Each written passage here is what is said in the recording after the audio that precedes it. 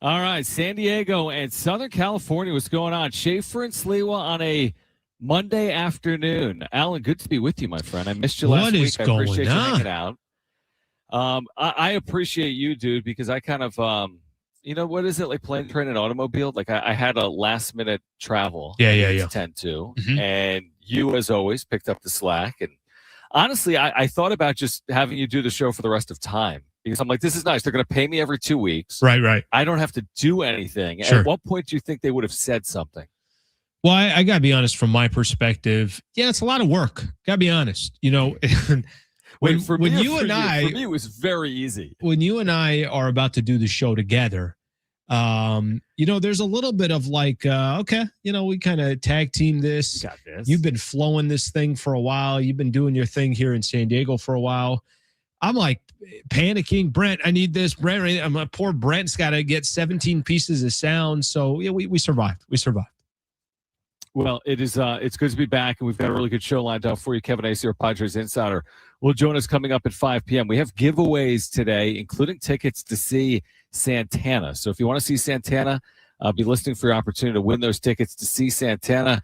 We've said this so much in the month of July, Alan, haven't we?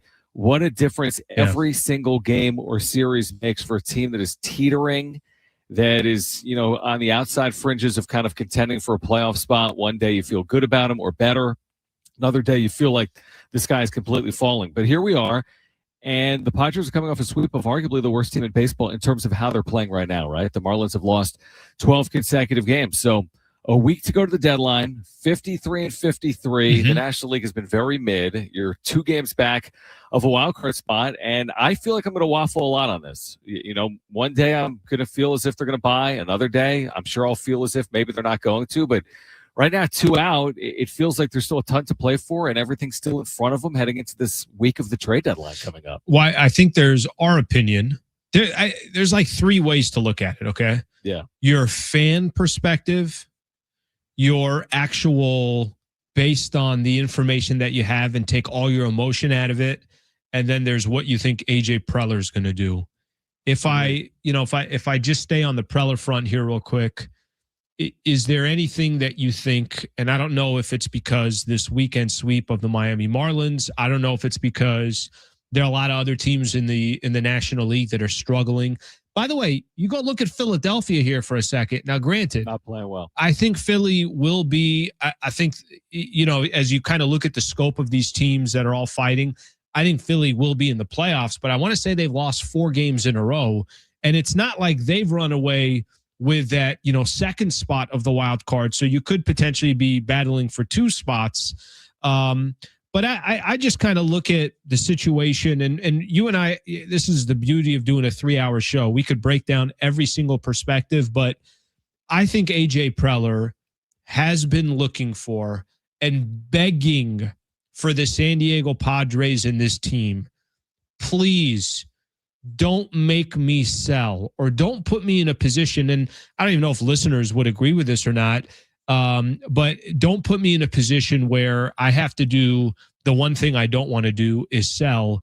And I still think when the dust settles that AJ Preller is going to be buying, and, obviously we'll give our opinion and our thoughts, but this 3 games that they had in Miami certainly kind of helped, at least from his perspective, gain a couple games in the NL and the wild card only 2 out. I think that's only helping AJ Preller make that case. I completely agree with you. And to further that point, I've seen a lot of this, and I know you have as well, because you and I are consuming this each and every hour. No matter where you are, if you're a baseball fan, if you're a Padres fan, if you cover the team, this is the time of year where you're looking for every little angle. And I'm seeing some of the speculation, like, if they don't go 8-0 into the deadline, they got to sell. And I disagree, because just look around them. And to your point, Preller, the old leopard doesn't change his spots or colors or whatever it is. I don't even know the analogy. Like, do we really think if the Padres go 4-1 over the next 5 games, just wasn't good enough, we're going to sell, we're 3 games over 500 a game out? Of course they're not. Let's say over the next 5 games, and this upcoming homestand we can get into, Alan, over the course of the 3 hours. Yeah. Let's say they have a good enough homestand and they play 6 games, they win 4 of the games, on average winning 2 out of every 3 coming up, and they move 2 over, and they move to within a game and a half or a game of a playoff spot. Do I really believe that changes AJ Preller's opinion in terms of not buying but actually selling. We know who he is as a general manager. We've seen his plays, so to speak. He has tells as a general manager. And I think one of his tells is he leans aggressive. So if he has the opportunity, this is to further your point, I think if he has the chance, he is going to do it. Now, of course, if they lose their next 4 games, that changes the calculus. And I think if they win their next 4 games, it changes a little bit of the calculus. But if they keep doing what they're doing, game or 2 over, I don't see any real reason why he wouldn't continue to be the GM he's been as the Padres general manager here this decade. I don't think it's smart. I'm going to tell you I want to see them try to add to this team, and I don't think it's smart. So I'm telling you, I'm telling you, and this is purely more of a fan that's coming out in me. I don't think it's smart to say, I guess it just depends, right? Like if you're adding around the edges, then all right, we'll pump the brakes there. If you're, as long as Ethan Salas is still a part of this team and some of their other major pieces, then I'm okay with that. Like I think, you're fine from that perspective. I've said this to you before. How are we going to, it's interesting. You were gone for a couple of these days, and I kind of kept reiterating. I'm like, look, let's just say they went 8-1, or I think it was a 10-game stretch, 8-2 over this 10-game stretch. They started out 3-0 with obviously beating Miami. Maybe it is 9 games, whatever the total is. Whatever the math is. Well, we're supposed to all of a sudden have a different opinion because they beat Miami, who's now lost 12 in a row. Colorado is one of the worst teams the worst team in the NL, and San Francisco, which is the other worst team in the NL. We really shouldn't have a different opinion. I think we know what the San Diego Padres are.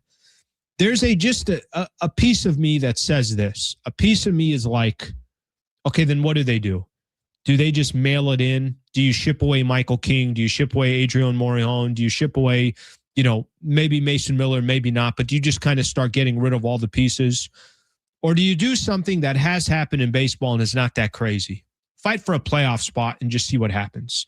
Of course, they're not going to be anywhere near favorites or anything along those lines, but I think what you said is perfect when you said it earlier. You're like, you're going to go kind of back and forth on this. I think I am too, but I know what they should do, but my heart is saying, just do it, because who knows how many other playoff opportunities they're going to get with this crew. It's not the right way to look at it. I don't know if it's not the right way to look at it. I mean, let me ask you this, and I made this point last night on the wrap-up show, and I'm not saying this is right either. But it's like, just tell me, like, there's another angle I wanted to go down. Like, you presented 3 really good avenues to look at it through whatever lens. What about just the idea, and I'm not saying this is right, but you're a fan of the Padres, and you listen to us, and you watch the games, and you consume podcasts, and you spend your money, and you get to this point, hasn't been a great year, hasn't been perfect, but they're still within at least reaching for something attainable. We're not talking about winning a World Series, but you can at least believe a little bit and dream a little bit. And you come this far only to punt the football away on 4th and 1, even though you're trailing by 2 scores. But like, you're saying the game is over if you punt the football trailing by 2 scores in this spot. And I'm not saying you're winning the game by going for it, but Lord, as a fan, isn't it more enjoyable just to do it with it? Yes, the repercussions could suck. Yes, not getting value from Morejon or King or Miller or whatever you want to say could be disadvantageous. That's not a word, right? It could hurt you. It could set you back moving forward. But I don't know, man. It's like you're 106 games in. There's 3 million people that are going to go to these games over the course of the year. They're close enough. I'm more concerned about 2026 right now than I am about the other side of a lockout and preparing my team for that. That's just how I feel in real time right now. It's funny because when you put it that way, again, I'm not telling you that the right thing to do for the organization long-term is to go buy. I agree with you. Right? Like, I think we can all agree to that. And I think that it's safe to say that the San Diego Padres, if you go look at their books and every other team in Major League Baseball, doesn't look great. And it might not look good for a handful of years. Sure. Now, here's what I would like new ownership and current ownership, because they're not fully in control yet. And what I would want AJ Preller to do, they're not supposed to listen to the fans. They're supposed to make decisions that make sense for the present and for the future.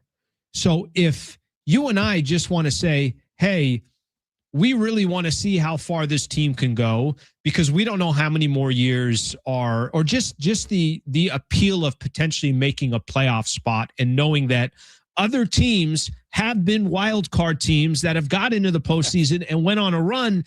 It's like, it's that little piece that says, what if Jackson Merrill and Manny Machado and Fernando Tatis continue to kind of ball out the rest of the year? What if Joe Musgrove or Nick Pivetta or both of them are available? What if Jeremiah Estrada and Jason Adam come back? What if they're able to go add another pitcher and potentially another bat? There's like all these what if factors. I know it's not the right way. I know it's not the right way for the San Diego Padres to do business, but you're asking me my personal opinion. I watched that 3-game set. It was so pathetic if you sat with me watching that game yesterday and seeing the Padres come back against Miami down 3-1 going into the 8th inning. Yep. There was this like, yeah, just go ahead and buy. Like it was so, it didn't make any sense, but that's part of the fandom. And if there's a little bit of hope, then you want to try to hold on to that hope, especially because San Diego, you just don't know some of your windows here because it's not like, I don't know if you know this, John. I don't think the city has this unbelievable track record of championship after championship. Yeah, and like to put my bow on that, because I completely agree with you. It's like on one hand, yeah, the Washington Nationals 2019 team exists. They were 19-31. On another hand, the Detroit Tigers of 2024 exist. They were 56-63. And both of these teams went on remarkable runs. One of them won a World Series. The other got to the postseason out of nowhere. They had a 0.2% chance of making the postseason when they were 56-63. However, for every 2019 Nats and 2024 Tigers, there are a lot of examples of just bad teams being bad or average teams being average. And between those two, which one do you think the Padres are? In all likelihood, average. The latter. I know. But people buy lottery tickets for a reason. Mm-hmm. You know, people have hope because they want to believe. But it doesn't mean it's right. But let me say this. That's not how, when you put it that way, that's not how you run an organization. That's not how you should be running your business. But again, if you told me they're 5-6 games back, it's different. And they got no talent. Like the problem is with the Padres, if I'm Miami right now, I'm selling because I know there's a bright future, because I got a lot of young talent, because I'm, ahead of schedule. Like that's different. For the Padres, it's basically trying to figure out a window that could have already closed or could maybe remain just a little bit open, or can remain open for a little further. 100%. All right, Kevin Acee, your Padres Insider, with much more on this coming up at 5 p.m. here today as the Padres get ready for this critical homestand in front of the 2026 trade deadline. We'll hear from Robert Miller, Baseball Insider, on Foul Territory today on the Padres' chances of moving Mason Miller. Plus, we're going to hear from Jay Cronenworth, what he has to say about the state of the team, and Jackson Merrill as well. Just underway. Don't go anywhere. Schaefer and Slee with San Diego Sports 760 live on the iHeartRadio app.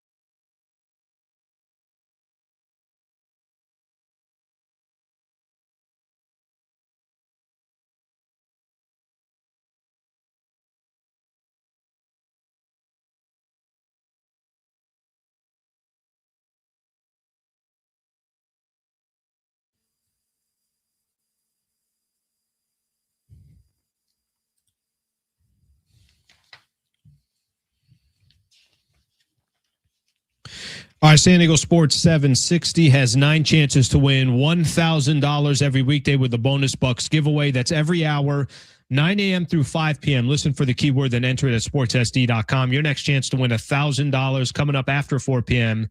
on San Diego Sports 760. Alan, I want to hear from people this afternoon on our Talkback Mike. Simple question, buy or sell. What should they do? By using the Talkback Mic, you're automatically entered to win a 4-pack of tickets to see Santana August 11th here in San Diego. So use the Talkback Mic. How? Open the iHeartRadio app. Maybe you're listening right now. Open the app. It's free. Search for 760, San Diego Sports 760. Click the red Talkback Mic. Simple question. Should the Padres buy or sell? We'll play your Talkbacks on air. The Mason Miller conversation, are we getting an answer without getting an answer right now? Like, is it beginning to become more and more clear, no matter what they do, that Mason Miller is very likely to remain a Padre in 2026 and beyond? Yeah, it feels like it. Feels like that conversation is, I know he was the sexy topic everyone wanted to talk about. I know every person out in New York wanted to make a pitch and a sale for Mason Miller. And listen, I get what people were saying as well. He's probably never going to have more value again as far as his value today as we sit here in the trade market, because he's under control, because he's unhittable, because he could be the difference of, you know, anybody who would potentially trade for Mason Miller, take their squad and add Mason Miller to it. It becomes a different conversation. I'm sure World Series odds and everything else that comes with it. But I think with that being said, we clearly don't care about what other teams want. You care about what the Padres want. And look, I don't know. Let me ask you this: does AJ Preller not want to shop Mason Miller because of the player he is, or does AJ Preller not want to shop Mason Miller because he just traded for him a year ago, and it would look absurd that you trade away one of the highest prospects in all of baseball for a closer, and then 1 year later he's back on the market? Let's answer that from Robert Miller, who is a baseball reporter that was on Foul Territory, part of the Ken Rosenthal Podcast Network, whatever it is. This is, again, Robert Miller on Mason Miller's trade status heading into the deadline. Percentage chance in your mind that he gets moved over the next week? I would say 10% or less. I've even said that before the winning streak that they just had against the Miami Marlins, where they swept them in Miami.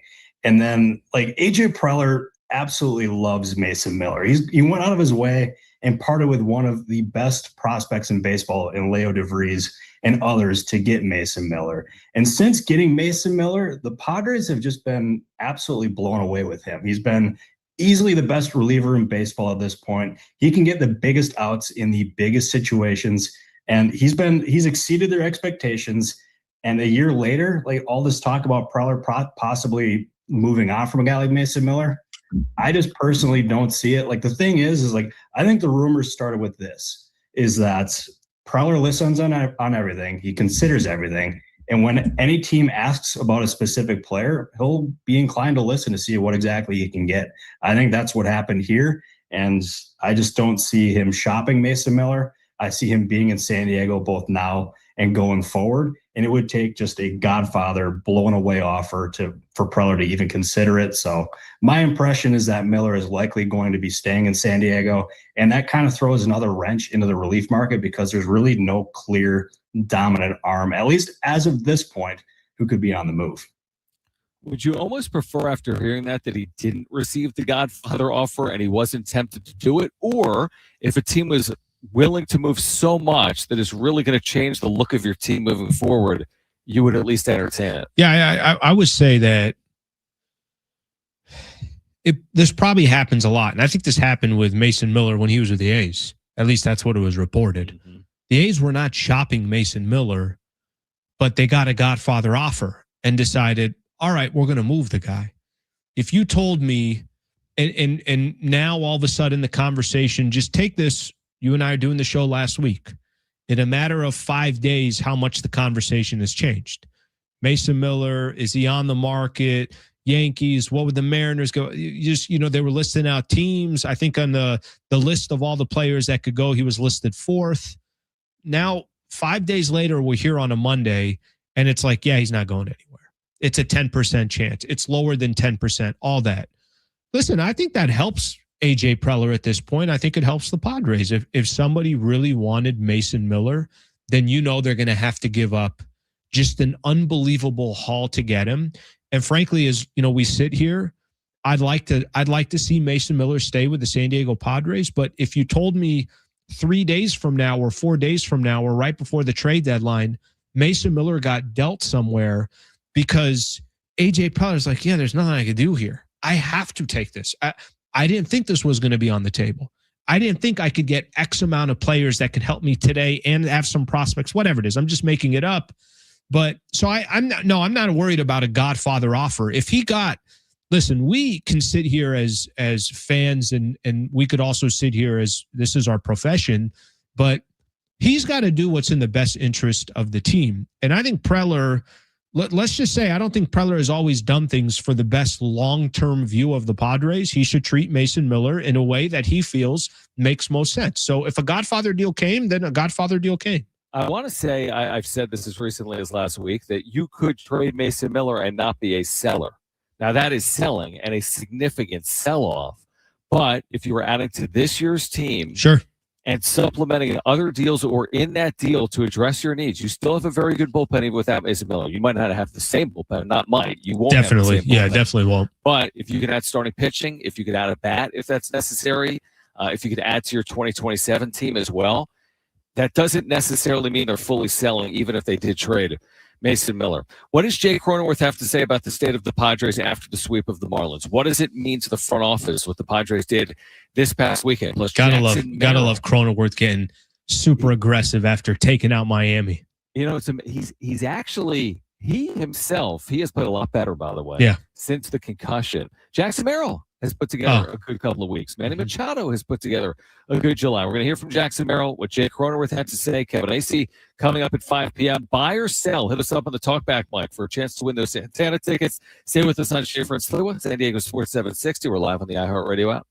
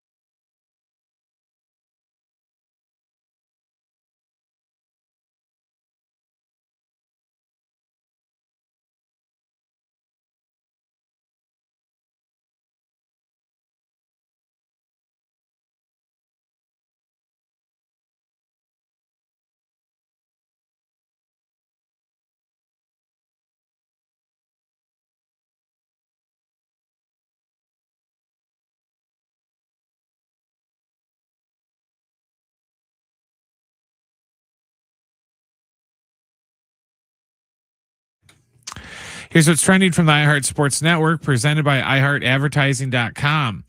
The Padres are off today. They start a set with the Rockies tomorrow at Petco Park. It'll be Michael Lorenzen going for the Rockies and Michael King going for the Padres.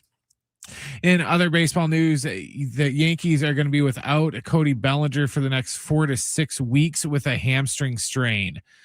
Run a business and not thinking about radio? Think again, because people are listening to radio more today than they did 20 years ago. And only iHeartRadio connects with more Americans than TV, digital, and even social. Learn how radio can help your business. Call 844-844-iHeart.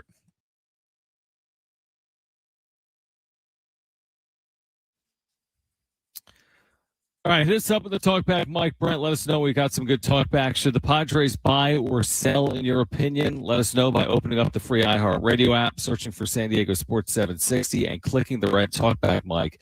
By doing that, you're entered to win a 4-pack of tickets to see Santana this August at the North Island Credit Union Amphitheater, actually.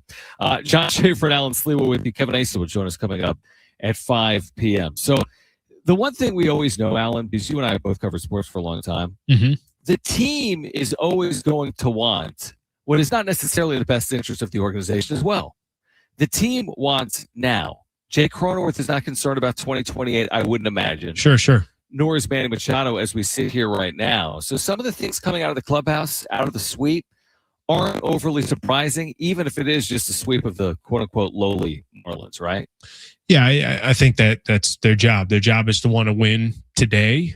Their job is to want to compete for a World Series. Their job is to use the sport of baseball to take care of themselves and their family. Like everybody's pulling the rope in a different direction when it comes to that. And what's in their best interest?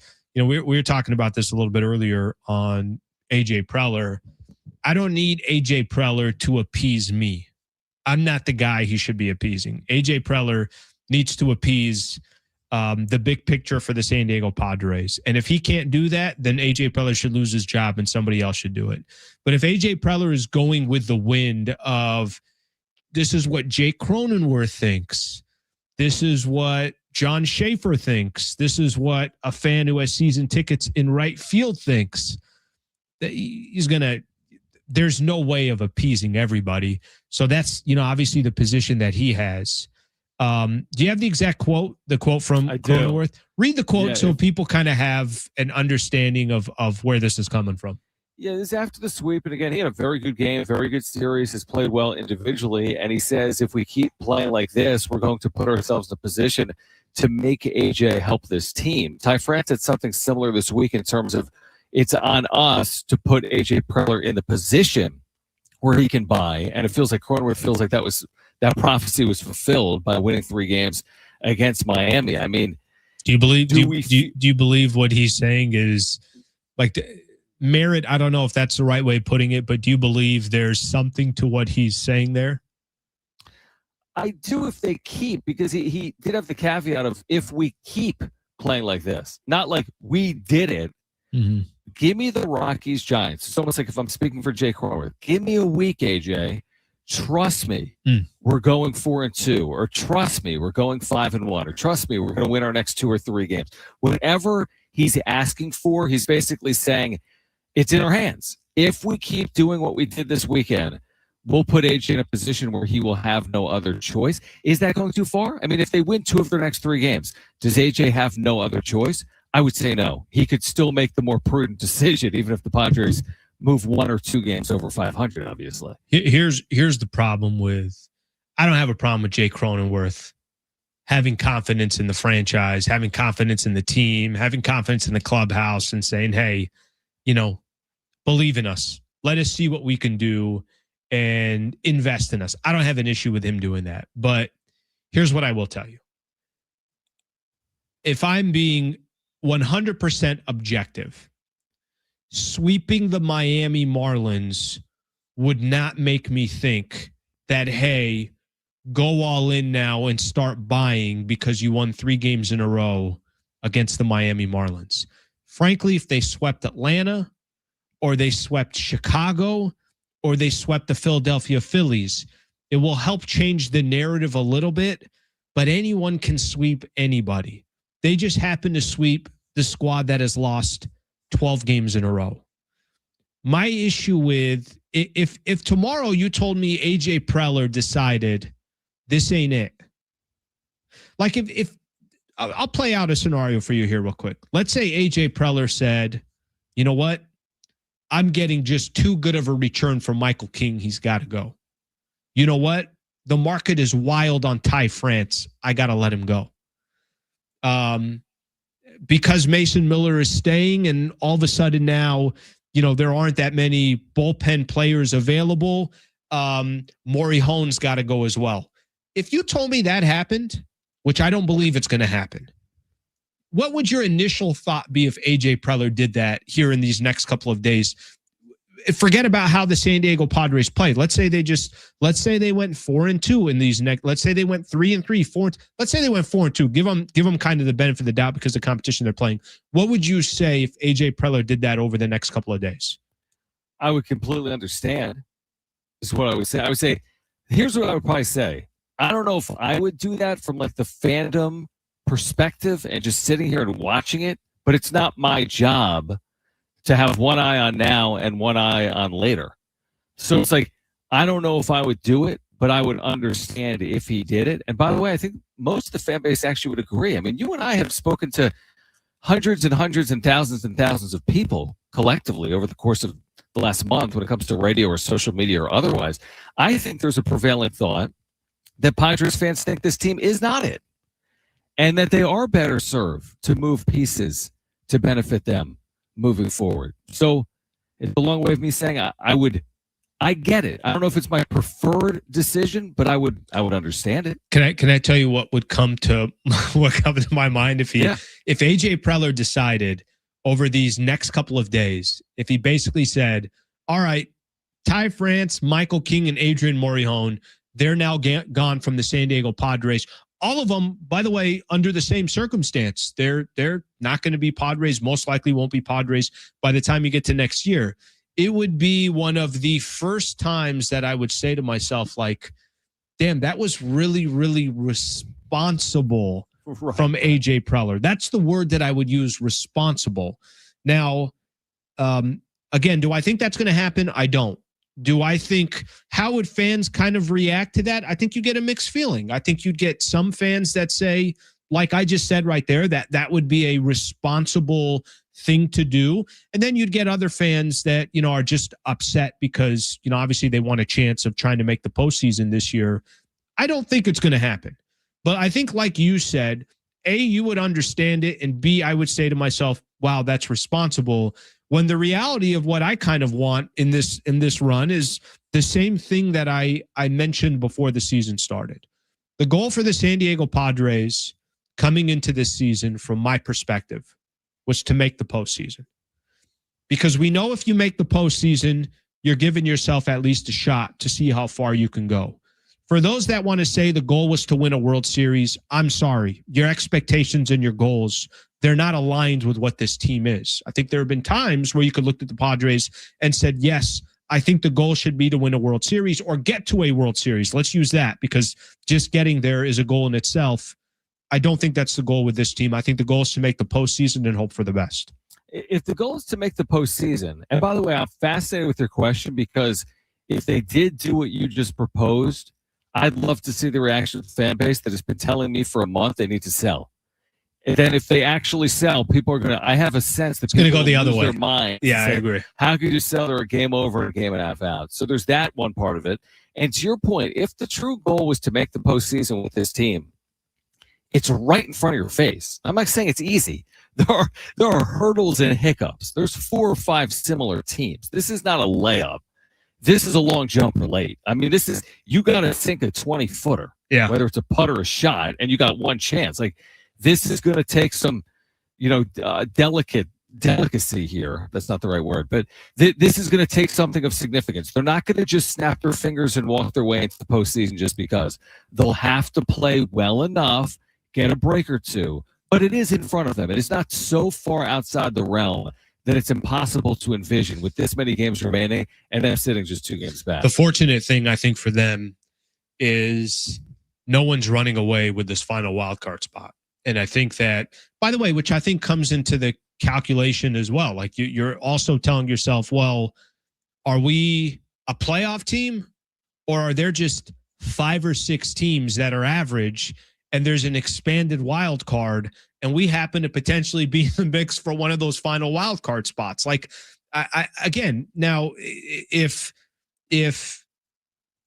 my expectations for the Padres last year were different than it is this year. I had more hope last season, and this year there's a little bit of like, not only has the team struggled, you got an unbelievable amount of injuries to key players that are impacting who you are and who your team is. You've had months where some of the key players that you wanted to rely on just haven't come through.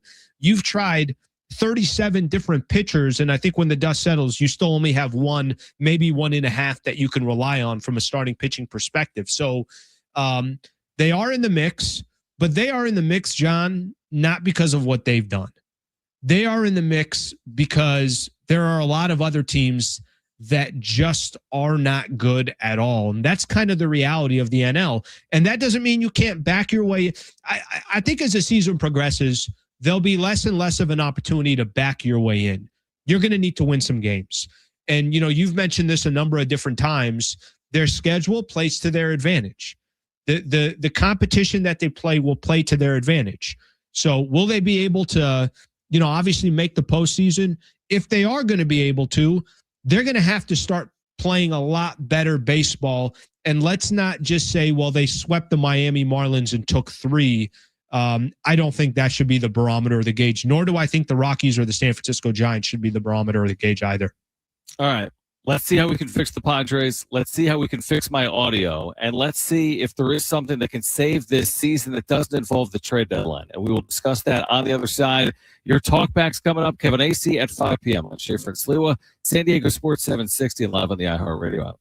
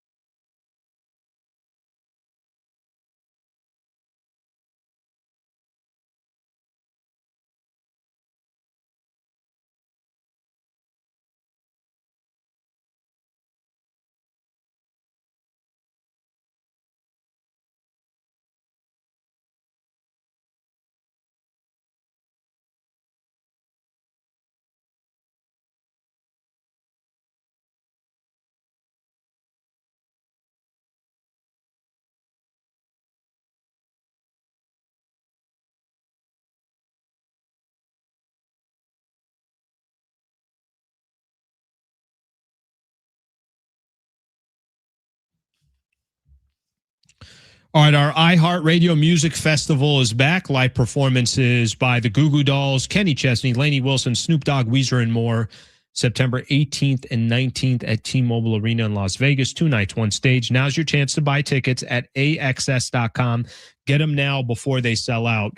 So John's trying to make this happen remote, but he's having some technical issues. So let's give him a little bit of time to try to figure that out. And we'll, as soon as he does, we'll get him back on. So we'll keep kind of going on this conversation that we're having. And I got some YouTube comments here that we're going to read as well to just continue the conversation. Padres sweep the Miami Marlins, and everyone's coming in on Monday, and the conversation completely changed, right? Everyone's feeling a different way, and look at the San Diego Padres. Now, all of a sudden, you hear some people like, yeah, Mason Miller is off the market. This is one comment that I think is an interesting one, because when I was doing the show on Friday, the Padres had, I want to say, a 7% chance of making the postseason. So, I had my fair share of jokes about the Padres. It's like, look at Miami. They've lost 9 games in a row, and they still had a 2-game cushion on the Padres going into that series. Well, after the Padres swept the Miami Marlins, I'll read this from Ken here, who's putting this up on YouTube. Fangraphs now gives the Padres about a 15% chance of making the postseason. He said, what is a reasonable risk on a 15% chance? 15% is not a lot. Now, I think, one way you can be optimistic if you're a Padre fan, one way I would say is to be optimistic is to say to yourself, all right, well, they doubled their chances of making the postseason over one 3-game sweep. And I think if there's a lesson to be learned over these last couple of days, all these teams fighting for this final wild card spot, none of them can you trust. None of them, including the Padres. But none of these teams that you're looking at right now, and you're looking at the wild card standings, which I'm looking at as we speak, can you trust the St. Louis Cardinals at 53-52 and are 3-7 in their last 10? Do you trust a very, very young Washington Nationals team who's 6-4 in their last 10, 2 games over 500? Do you trust Pittsburgh, who are 5-5 in their last 10? Do you trust Arizona, who I think actually, of all the teams out there, the ones that are probably positioned most talented, have some experience, are trying to win today, not like some of these other squads? I think that's the one thing I would say is most encouraging. Most encouraging to me is looking that, hey, over a 3-game set, you could gain 2 games on all these other teams that are out there in the NL, all fighting for a wild card spot. You guys remember coming out of the All-Star break, the Padres lose 2 of 3 to the Royals. They lost 3 of 4 to the Atlanta Braves. Didn't they gain half a game or something like that? They gained like a half a game or a game, whatever the case is. As pathetic as that 2-5 start was, it's not like they got buried in the standings. It's not like Arizona went out and won 8 in a row, or it's not like, one of these other teams, St. Louis, won 9 of 10. The encouraged thing I would say, if you're the San Diego Padres or if you're AJ Preller, is, wait a minute here. We can just add a little bit to this mix, and maybe we can be one of these final teams that make the wild card spot. The thing that you're trying to weigh here is what makes sense, what you want for today versus what is the smarter thing to do for the future. If you take all your emotion out of it, and it ain't easy to do, and John and I kind of joke around about this all the time, we laugh about it, but one of the toughest things to do is to take your emotion out of it. I've watched this team enough this year to tell myself this is a 500 baseball team. This is an average baseball team in the NL. Yet, I still want to see if, well, what if they do add a piece or two? Well, what if Joe Musgrove or Nick Pivetta can work their way back? Well, what if Jason Adam and Jeremiah Estrada, and you start getting some of these Andujar, you start getting some of these pieces back? You don't have to be the best team when you get into the postseason, but you got to be hot. You got to be healthy, maybe a little bit of dangerous, maybe a little luck on your side. I was trying to explain this when John and I were talking about it a little bit earlier. I don't think every team is created equal. And I think for San Diego, it's a little bit different. I think for San Diego, there isn't 3-4 major league teams here in the top 4, right? Of the top, we don't have an NBA team, also an NFL team, and a hockey team, and you have the San Diego Padres. Kind of all our eggs are in the San Diego Padres, and then you got something that's brand new that just got here in the MLS in SDFC. Fantastic season last year. They won on Saturday against Dallas. They're kind of trying to work their way back into the mix. They got some work to do in the standings. So there's so much pressure on the San Diego Padres to be relevant, to try to get to the postseason, to compete for the short term, to compete potentially for the long term. I think that does. I think that kind of weighs into, I could tell you here, I'm sure there's a lot of San Diego Padre fans who are saying, just freaking buy, take your chances. See if you can get some of these guys to come back. Again, I think it would be a lot different if they got buried in the standings and, we were sitting here and, they just had no shot of making the postseason. They're 2 games back. A lot of these teams in the NL that they're fighting with, they all suck. None of these guys are good. And, what teams are super aggressive over this next week?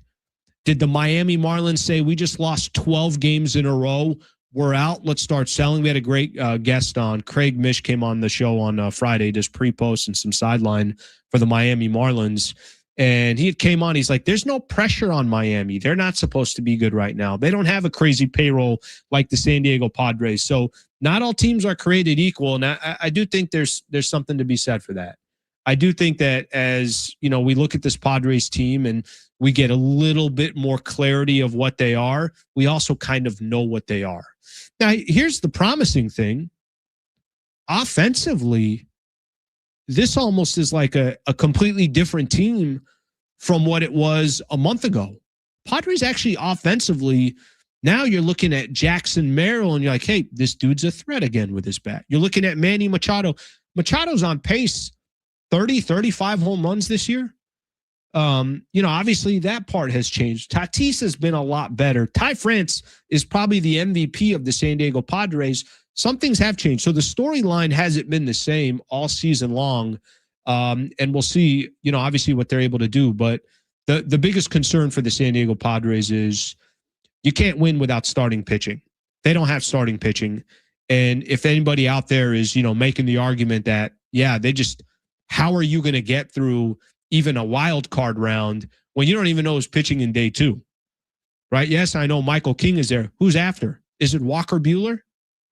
Is Walker Buehler? Are you confident in a wild card series with Walker Buehler? Or probably not. So that tells a little bit of the story as well of just kind of the position that the Padres are in. But AJ Preller he's not a seller, and I'd be shocked and surprised if AJ Preller had decided that he was going to sell. AJ Preller just needs the smallest reason not to sell. And maybe they gave that to him over the weekend. And some of these other teams struggling in the NL also gave him that confidence. And obviously we'll see over these next 6 games as well as the Padres start that homestand coming up tomorrow. Okay, we'll go to break here. When we come back, we'll see if, John could be, for all I know, he's just screwing around. The guy's always just looking for some extra time. You just can't trust this guy. You just can't trust this guy. We'll see if John's got his audio back. Stay right here. Appreciate you guys being a part of the show. Schaefer and Sliwa, San Diego Sports 760.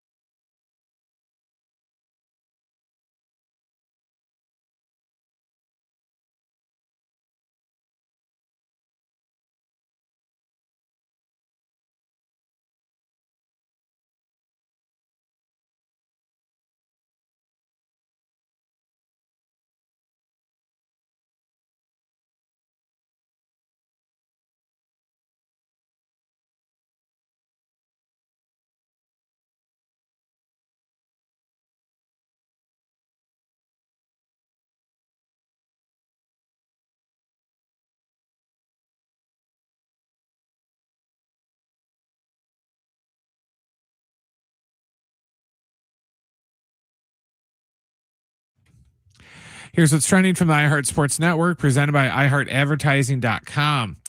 Padres have an off day today. They'll start a set with the Rockies tomorrow down at Petco Park. It's going to be Michael Lorenzen going for Colorado and Michael King on the hill for the Friars. In other baseball news, the Yankees are going to lose Cody Bellinger for the next 4 to 6 weeks with a grade 2 hamstring tear. And in the NFL, defensive tackle Vita Vea has requested a trade from the Buccaneers. Run a business and not thinking about radio? Think again, because people are listening to radio more today than they did 20 years ago. And only iHeartRadio connects with more Americans than TV, digital, and even social. Learn how radio can help your business. Call 844-844-iHeart.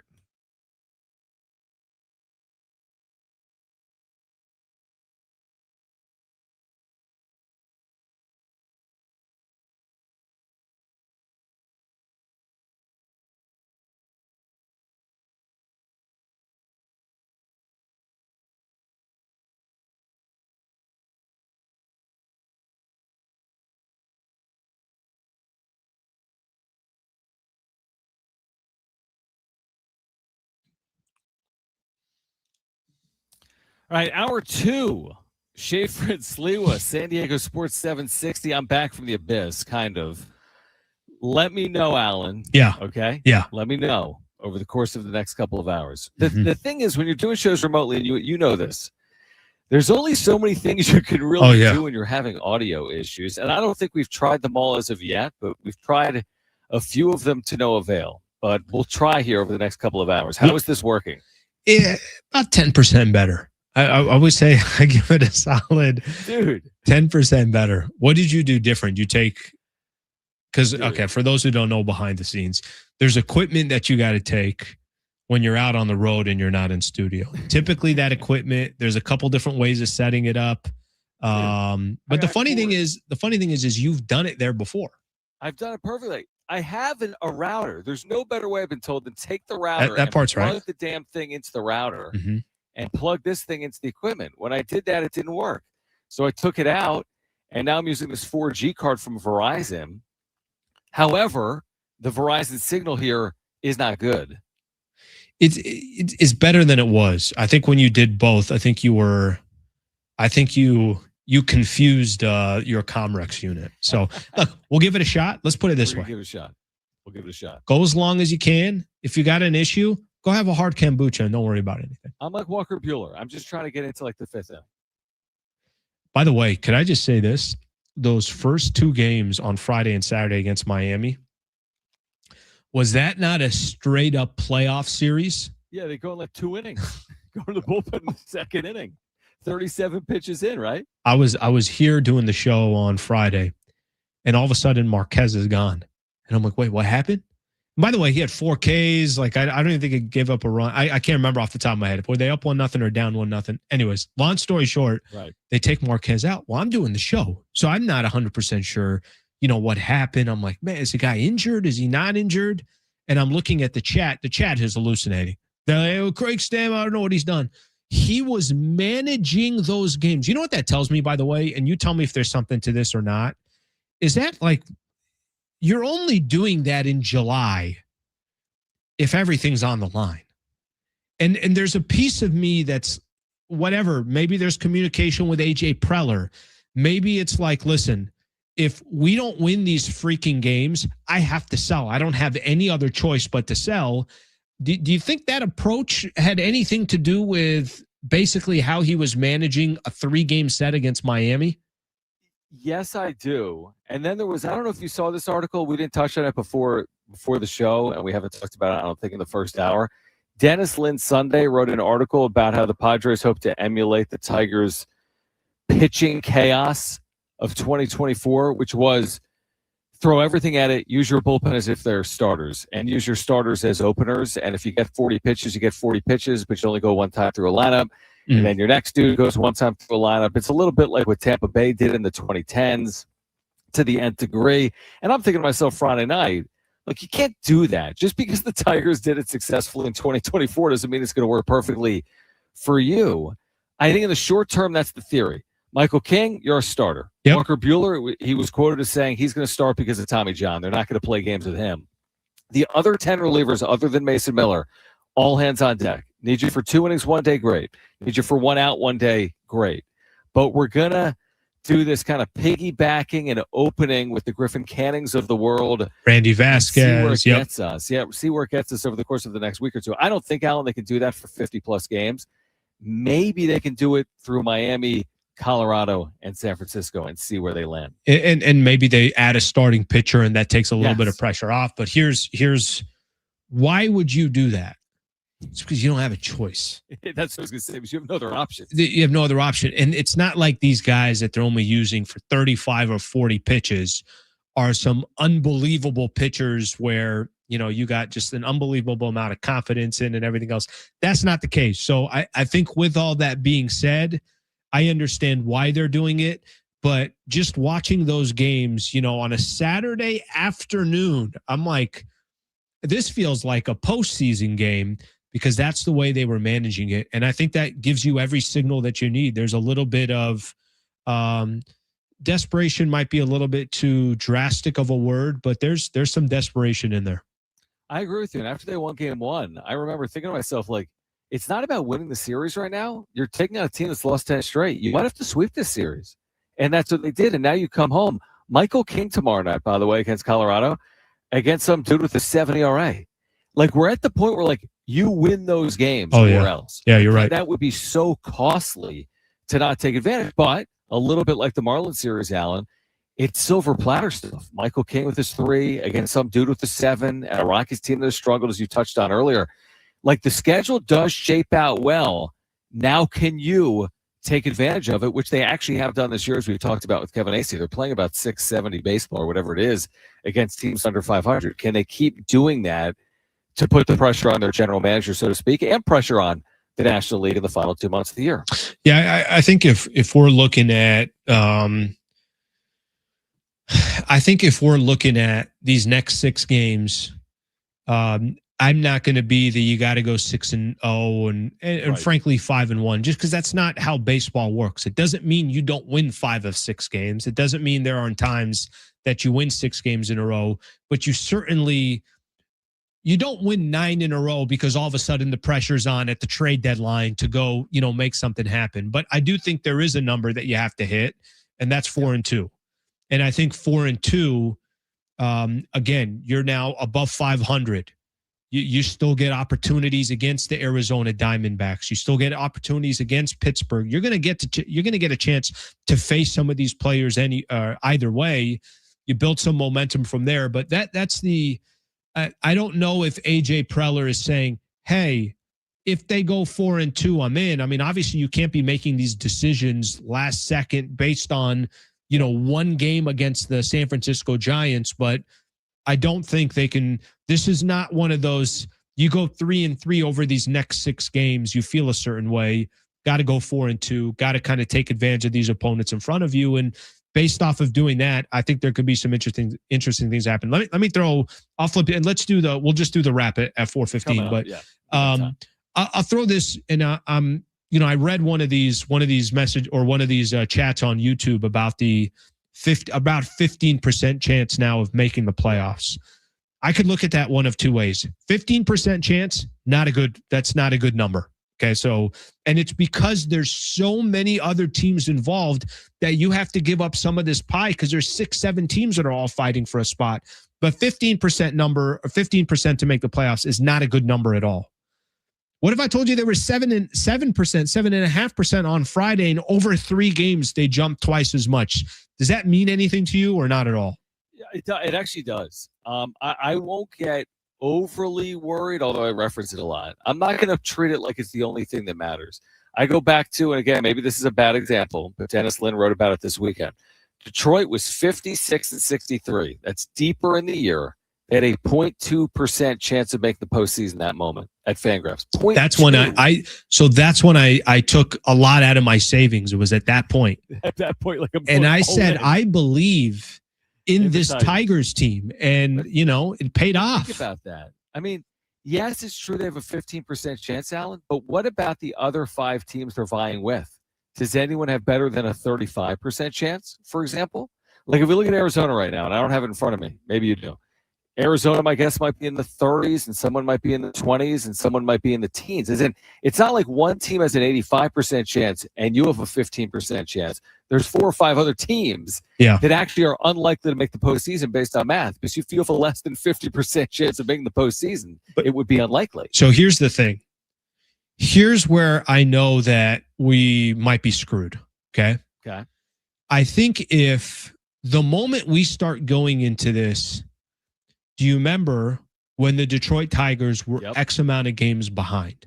9.5. The moment that we start this team got in as a wild card team and did this. This squad was not expected. They had the worst odds. They did this. I agree with you. We are screwed when we do that. But let me tell you something. We're doing that. Like, I think these are, if it's not this, then again, you and I we'll continue to go back and forth on this. If I take my emotion out, hey, what could I get for Mason Miller? What could I get for Adrian Morejon? What could I get for Michael King? What could I get for Ty France? If I take the emotion out, I don't think they're going to be doing this. But the more that you tell me about this happened in this specific year, then I know, like, hey, we might have an issue here. And it kind of reminds me a little bit of, you're talking about like a lottery winner.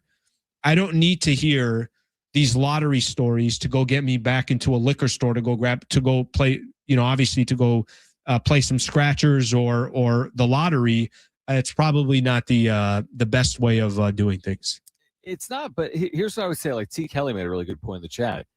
Now, it's a big if, but like you go 4-1 this week, your chances go from, to your point, 15% to 30%. Sure. Like they went from 7% to 15%. It's such a moving target, dude. It's like a team in front of you loses, you feel better about yourself. You win, you feel better about yourself. But then the vice versa happens too. And with baseball, it's happening with regularity. You're not going to win 15 in a row in all likelihood. You're not going to lose 15 in a row unless you're the Marlins. By the way, franchise record 12-game losing streak. They're 1 game behind San Diego. I mean, they seemingly are left for dead. You're trying to check these teams off. Who's going to be left for dead? Who do you know is not behind? Miami's one of those teams. Who else can you put out of their misery along the way? That's a good point. Ultimately, you wanted to make it a 2 or 3 team race, not a 4 or 5 team race. You want to be one of the last 2 standing. And if there's a way that any of these other teams that are sitting in that second wild card spot, like Philadelphia. Are they, listen, I still have no idea how the Philadelphia Phillies are not, 15 games over 500, but they're not. And remember how they started the year and then they went on an incredible run. They've lost 4 in a row. They're losing to Miami right now, 4-2. So you could be I guess the point I'm making is there could be 2 spots available in that wild card. Now, I still think Philly will eventually figure things out, but from that perspective, that obviously says something. Let's get to the wrap on the other side. Audio's better. It's a little better. I'd say. Oh, don't jinx it. No. Listen to me. It is 14.5% better than it was. It's like Fangraphs. By the time this show ends, it's going to be the best audio in the history of the station. Maybe 12.5. It went down a little bit. Down a little bit. Kevin Acee, speaking of bad audio, Kevin Acee will join us coming up at 5 p.m. The wrap is on the other side. Here until 6 p.m. Schaefer and Slee with San Diego Sports 760 live on the iHeartRadio app.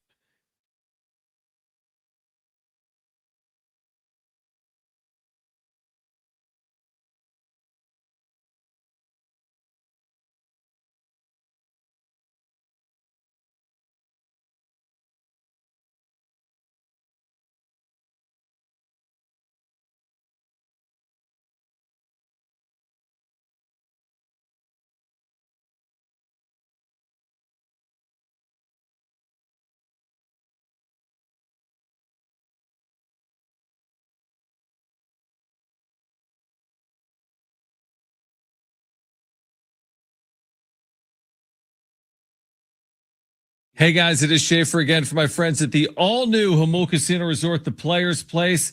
Make sure to get there this summer. Enjoy the hotel and spa at Jamul, where you can experience elevated luxury with their refined hotel stay featuring rooftop relaxation, indulgent spa treatments, and all the excitement of Jamul Casino Resort seamlessly brought together now in one unforgettable destination. And you can take your stay to the next level. They have exclusive hotel packages crafted for the ultimate escape. You'll love Starlight Pool when you're there this summer. You can soak up the sun and soak in the views at San Diego's ultimate rooftop pool. Day passes start at just $40, so grab your friends, relax, and make it a pool day too. Remember, and when you're at Hamul, enjoy all the dining options, including Hamul 23 with their lobster buffet every day. You can enjoy all-you-can-eat lobster every day, plus dozens of other delicious stations at the all-new Hamul Casino Resort, the Players Place.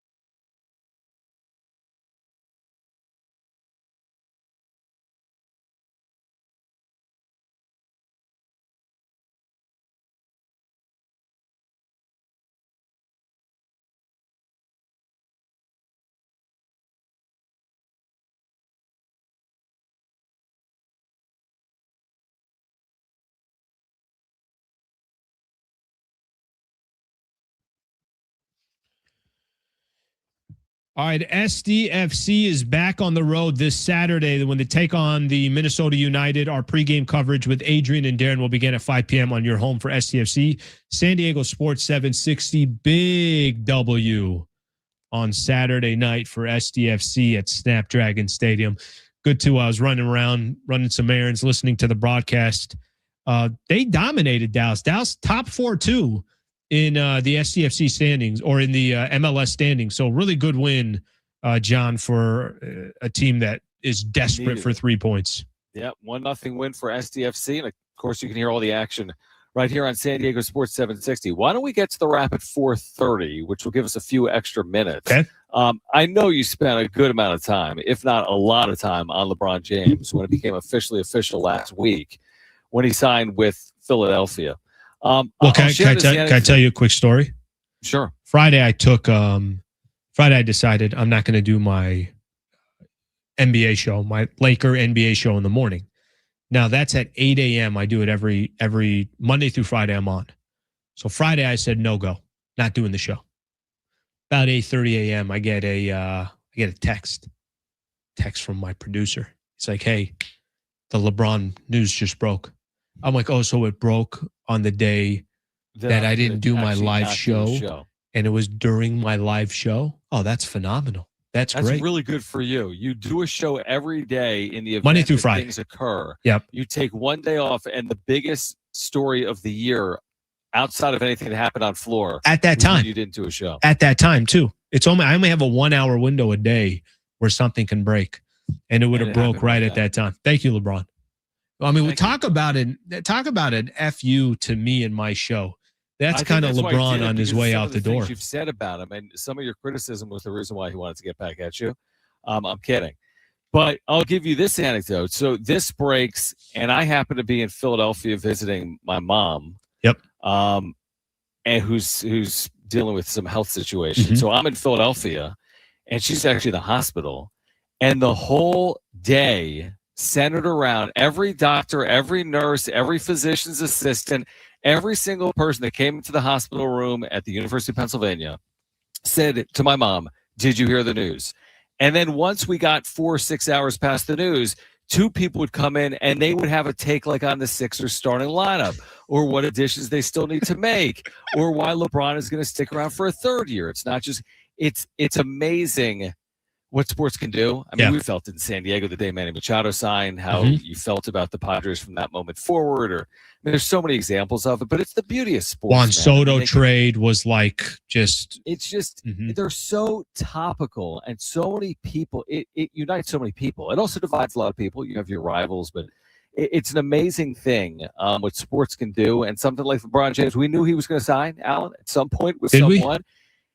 We thought it would happen eventually, and I think I don't know how you feel about it, but I think there's a lot of people that believe that choosing Philadelphia was probably a good, wise decision for LeBron James to potentially track down another trip to an NBA Finals, or shoot, even an outside chance of winning another championship in his final year or two. Yeah, it's interesting because I think there are a lot of layers to it. I ended up doing a show on Friday, right? So I ended up doing it a couple hours later. Right. Did a show this morning. Have been watching what a lot of people have been saying. I think from a Laker fan perspective, they have a completely different view on this. Oh, of course. From, well, okay, what do you think their view is? I'm just curious. What do you think their view is? Good riddance. Good riddance. However, there's some legit bitterness. That too. Do you know what the bitterness is? Man, that's interesting. The angle of the bitterness is no, I don't fully know what you're gonna understand it. So as soon as I mention, you're gonna say, "Oh, that makes sense." Most Laker fans are like, "Wait, let me get this right." So you were here for 8 years and never wanted to take a discount to try to put together a team the 2 years that can compete for an NBA championship, and then the moment you go to Philadelphia, you're grabbing the same. I saw somebody put up a tweet. It's actually hilarious. Kevon Looney signed with the Lakers, I think, for $3.9 million. LeBron signed for the Philadelphia 76ers for $3.9 million. So the point that I'm trying to make is everybody's looking at it from a different lens. I can be objective on this and tell you that of all the teams he could have signed for, this was the team that I wanted him to sign with. I think Brett and I had talked about that a couple different times. Like, hey, I think that'd be a great place for him in Philly, even though I didn't think it was going to happen. Other people can look at this and say, here's LeBron ring chasing again. They want to make the comparison with Michael and Kareem. Who's the GOAT? LeBron's going to be on 4 different teams. He's joining already all these other stars. Like, the amount of different conversations that have gone on in these 2 or 3 days since he made his announcement to go to Philadelphia, it's kind of wild. Like, there's so many different angles to take on this, and I think a lot of people have a lot of different perspectives on it. Well, remember a month ago, like literally a month ago, before he announced that he was not re-signing with LA, the conversation was around, like, will he take 30 a year? Yeah, like, will 25, he take 30. the discount down to 25 or 30? Then he elects to become a free agent. Oh, is he going to maximize the number? Then ultimately it's like, well, he's probably going to take less. But when you see, and that does make your jaw drop, when you see 2 years, $8 million, you're like, this is LeBron James. There's guys in college making $8 million. It's got, there's guys in college making more in NIL in 1 year than LeBron's going to make in 1 year. But at the end of the day, if you are LeBron James, you are 41, and if you do want to win, if that is now if that now takes the precedent, it's only reason, right? It's only reason why, right? Like, the only reason why he's going back, or the only reason why he's going to Philadelphia, the only way is because you're telling yourself, this gives me the best chance to go get championship number 5, because that wasn't going to happen in Golden State. It wasn't going to happen with the Lakers. I think you could have made a case for the Cleveland Cavaliers. Sure. But I think he's better off in Philly if the goal is, I want to win a championship. Let me ask you this before we go, and I should know the answer to this, but I don't. We'll get to the wrap on the other side. Has there been a player that's won 4 championships with 4 teams in NBA history? What I read on Friday is no. I think what you read is probably right. Yeah, I think I'm almost 100% sure that the answer to that is no. No team, no player has ever won 4 championships with 4 different teams, and he's going to have a legit chance to do so. It's funny. Everybody that you're talking about how they got so excited about LeBron coming there. I don't know what the reaction was when they traded for Jaylen Brown, but that's what they should be excited about, because Jaylen Brown's a top 10 player in the NBA, but LeBron is obviously one of the greatest to ever play the game. It's going to look weird, man. I mean, that starting lineup, he's coming out, and I was talking about this a little bit on Friday. If you're doing Christmas games, Christmas matchups, who do you think Philly should be playing? I got the team. It's very easy for me. I don't think it's going to be the Lakers. I don't either. No, I got the team. I think it's the New York Knicks. Celtics. Okay, Brent says Celtics. Brown. Yeah, no, I think both are good. I'm with you on the Knicks. I think the defending champs at Madison Square Garden, throw LeBron coming into there. LeBron kind of, LeBron became the bigger storyline than Jaylen Brown. So yeah, I'm with you on that. Yeah. And by the way, the Knicks have played for 25 years at MSG at noon Eastern. This year, give them the 8 p.m. Eastern, because they're getting slotted back. Give them the Sixers, play at 8 Eastern, and headline Christmas Day around that matchup. But it could be Philadelphia and Boston. That's a distinct possibility as well. The wrap on the other side, your talkbacks as well. Are the Padres a buyer or a seller? What should they do? We're giving away tickets to see Santana. Let us know on the Talkback Mike. Plus, Kevin Acee, our Padres Insider, joining us at 5 p.m. on Schaefer and Sliwa, San Diego Sports 760. We're live on the iHeartRadio app.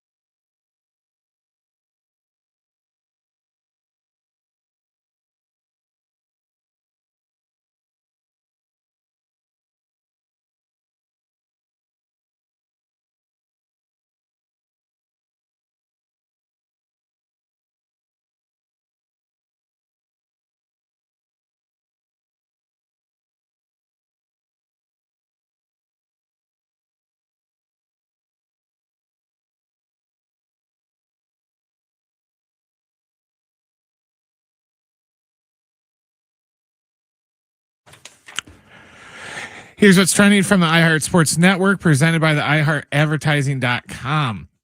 The Padres got an off day today. They start a set with the Rockies tomorrow night down at Petco Park. It's going to be Michael Lorenzen going for the Rocks and Michael King going for the Padres. In other baseball news, the Yankees are going to be without Cody Bellinger for the next 4 to 6 weeks with a grade 2 hamstring strain. And in NFL news, defensive tackle Vita Vea has requested a trade from Tampa Bay after stalled negotiation talks. Run a business and not thinking about radio? Think again, because people are listening to radio more today than they did 20 years ago. And only iHeartRadio connects you with more Americans than TV, digital, and even social. Learn how radio can help your business. Call 844-844-iHeart.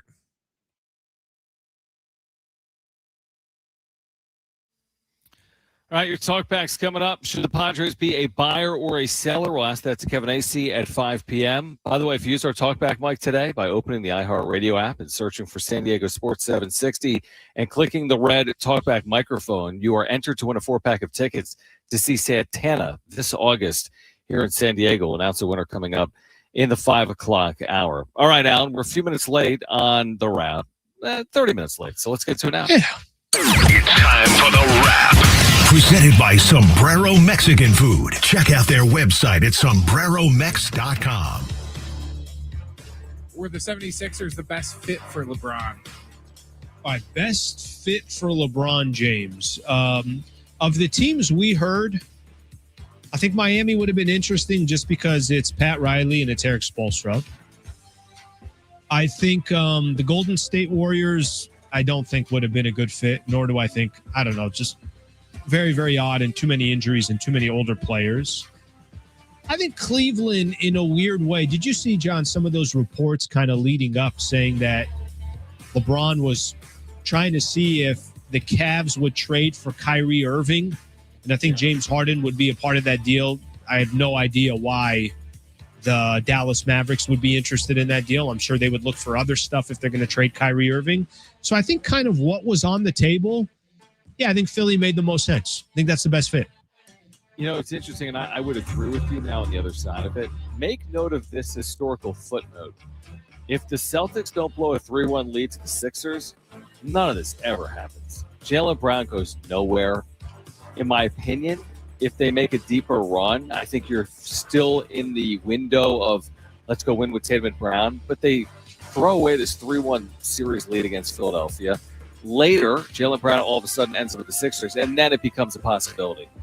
And for them to put this together, starting five-wise, like this is one of the best starting fives in like recent NBA history. They just picked up KCP too. KCP is now part of their team. That's what I was going to say. They're going to add all the pieces that are going to work well with LeBron James and fill out this roster appropriately. I think it's a very good roster. I think they're certainly a favorite in the Eastern Conference. I don't think they're better than Oklahoma City or San Antonio, but I do think they're certainly a favorite right now in the Eastern Conference. I think I saw today DraftKings has them third favorite odds to win an NBA championship now. Oklahoma, San Antonio, and they got the Philadelphia 76ers. I had Keith Smith, who does a great job covering the NBA, was on my show this morning, and he's I think based out of Boston. But I was asking him, I'm like, can someone explain to me what happened to the Jaylen Brown trade? Like, I still don't understand why the Celtics traded him and then why they traded him there. It's kind of interesting to hear what some of their reasons are. We could do it. We got some time here. I don't want to spend all of the wrap doing it, but kind of, I guess at the end of the day, what he said was the Boston Celtics have been ran very, very well. So if they make a decision, they should get a little bit of the benefit of the doubt. But the bigger issue was they missed out on the Giannis sweepstake. And I think they felt like we have to trade Jaylen Brown now because we already tried trading him was maybe the conclusion that they got to. And I will say this, so we can move on. There's no way they envisioned in real time that LeBron James is ending up at Philadelphia. Like in the equation, I don't think as you're dealing Jaylen Brown, you're thinking about Jaylen Brown, LeBron James. No, and I probably can't care either. Like I don't think you can. But I mean, don't you feel as if they have moved not just behind, but significantly behind Philadelphia probably for the next 2 years? Yes, but I will tell you that the Celtics are ran well. So they are. they could eventually kind of figure out. I still don't. I don't think they should have traded Jaylen Brown, but they ran well. So we'll see what happens. Next question. This weekend's Padres sweep versus the Marlins was. What was 3 it? games. It was critical. Critical. I think that's the right word. I mean, part of me also wants to say refreshing. Other parts of me wants to say overrated. Like I think I can go a number of different ways, but I enjoyed the weekend. It was the first time in a while that I watched some Padres baseball and actually enjoyed all 3 games. And even on Sunday, when I just assumed they were going to lose that game because just things weren't going their way, they're down 3-0. They do fight back. Manny Machado, in an incredibly clutch moment, hits a 2-run homer. And then before you can sit down, because you were excited about what Machado did, obviously Jackson Merrill comes up and hits a solo. Critical is the word I would use. Yeah, like it was necessary. Because, like, think about the option. Think about the alternative. Even 2 out of 3, you're 2 games under. That's a bitter taste in your mouth heading home. If the Padres were 2 games under 500 right now with the All-Star such a good trade point. deadline, So 6 games away, that's a massive difference. massive swing. Now you're saying, hey, we got to go 4-1 to be 1 over. Like, to be 1 game over, we got to have a hell of a homestand and maybe give AJ Preller a little bit of hope that there's something here. But by winning yesterday, I'm with you. From 3-0 down to 3-1, Machado's at bat was brilliant. He was all over 2 fastballs and he fouled directly back into the net. Yep. And then he roped that ball out to right center field. Later, Merrill, who has provided power and has just played much better recently, they added on, and they have the back end of their bullpen. It is encouraging. It was necessary. And we'll see what it means on the other side. Next question. Is SDFC back after the win on Saturday? No, I don't think they're back, but I do think that was a huge win for them, and they played really well against Dallas. I watched the game against the Colorado Rapids, and the Rapids, from a standings perspective, is they were below SDFC,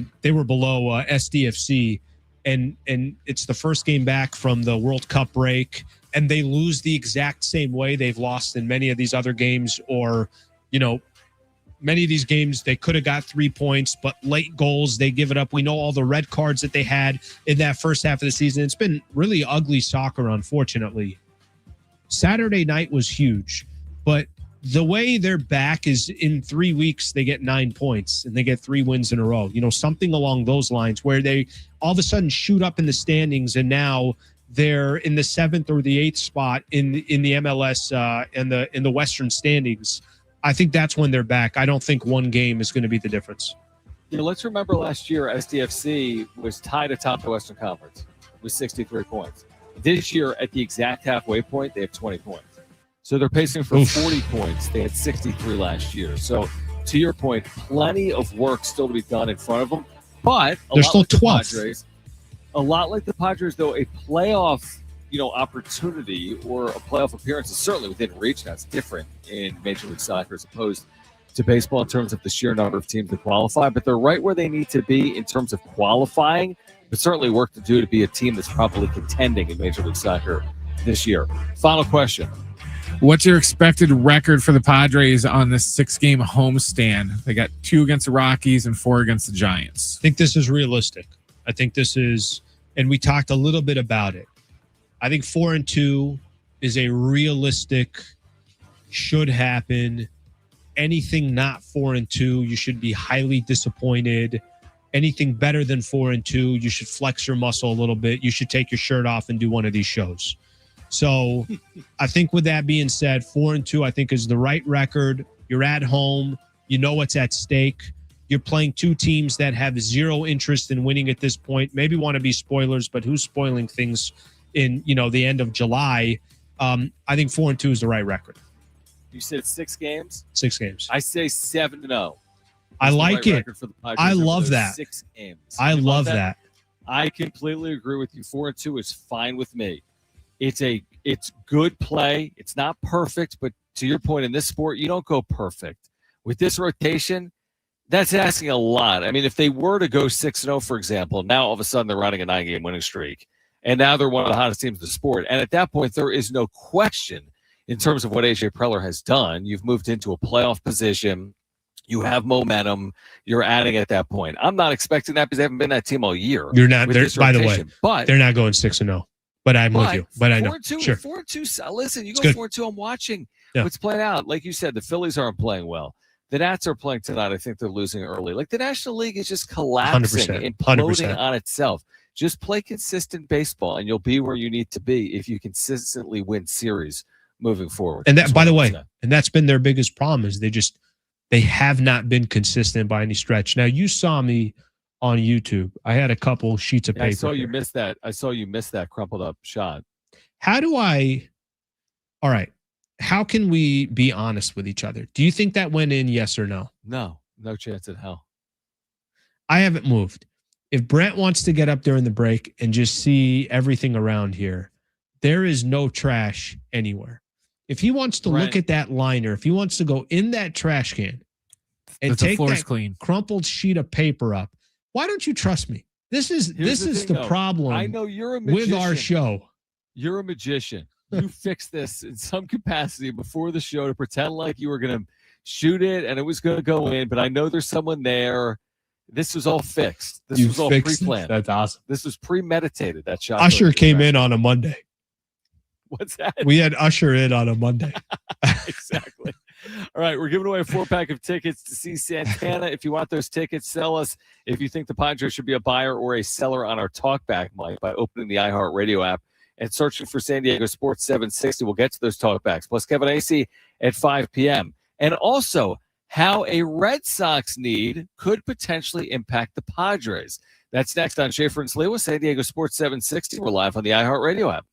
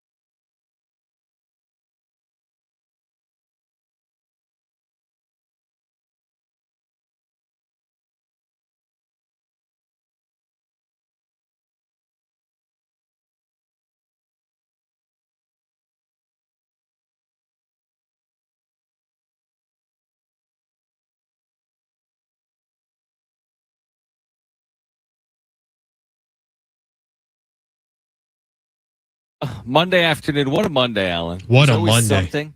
What a Monday. Kevin Acee is going to join us live coming up at 5 p.m. A rare Padres off day because, on the other side of this, 16 games in 16 days. Let's go. We got work to do. We're getting answers on the other side. And the trade deadline is one of those answers coming up for the Padres. Did you see this story, Alan? As we'll talk to Kevin coming up in about 13 minutes, the Red Sox are reportedly exploring the shortstop market. Of course, speaking of a team that has turned its season on its head, that would be Boston with its 15-game winning streak earlier this month.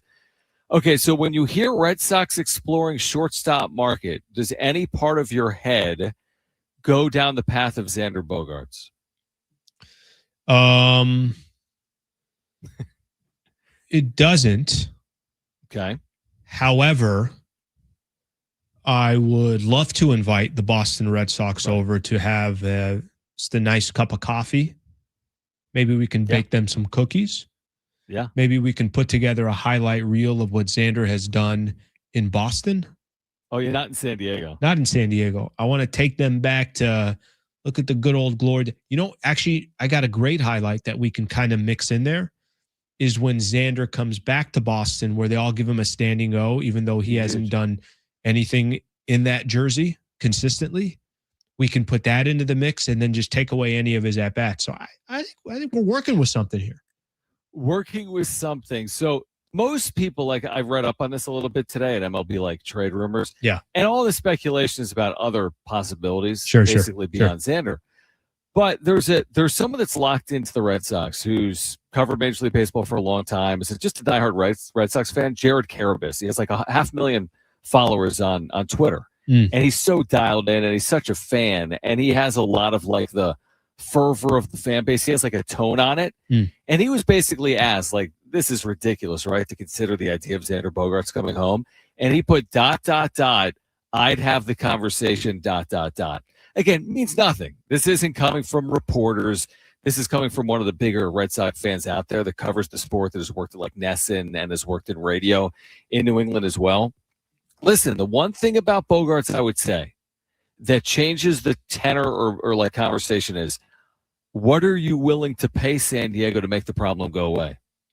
Like, because the more you end up, the more compelling you make it, maybe you get someone to listen. Now, he's got to waive a no-trade clause. You got a handful of days until the deadline. I find it unlikely. Sure.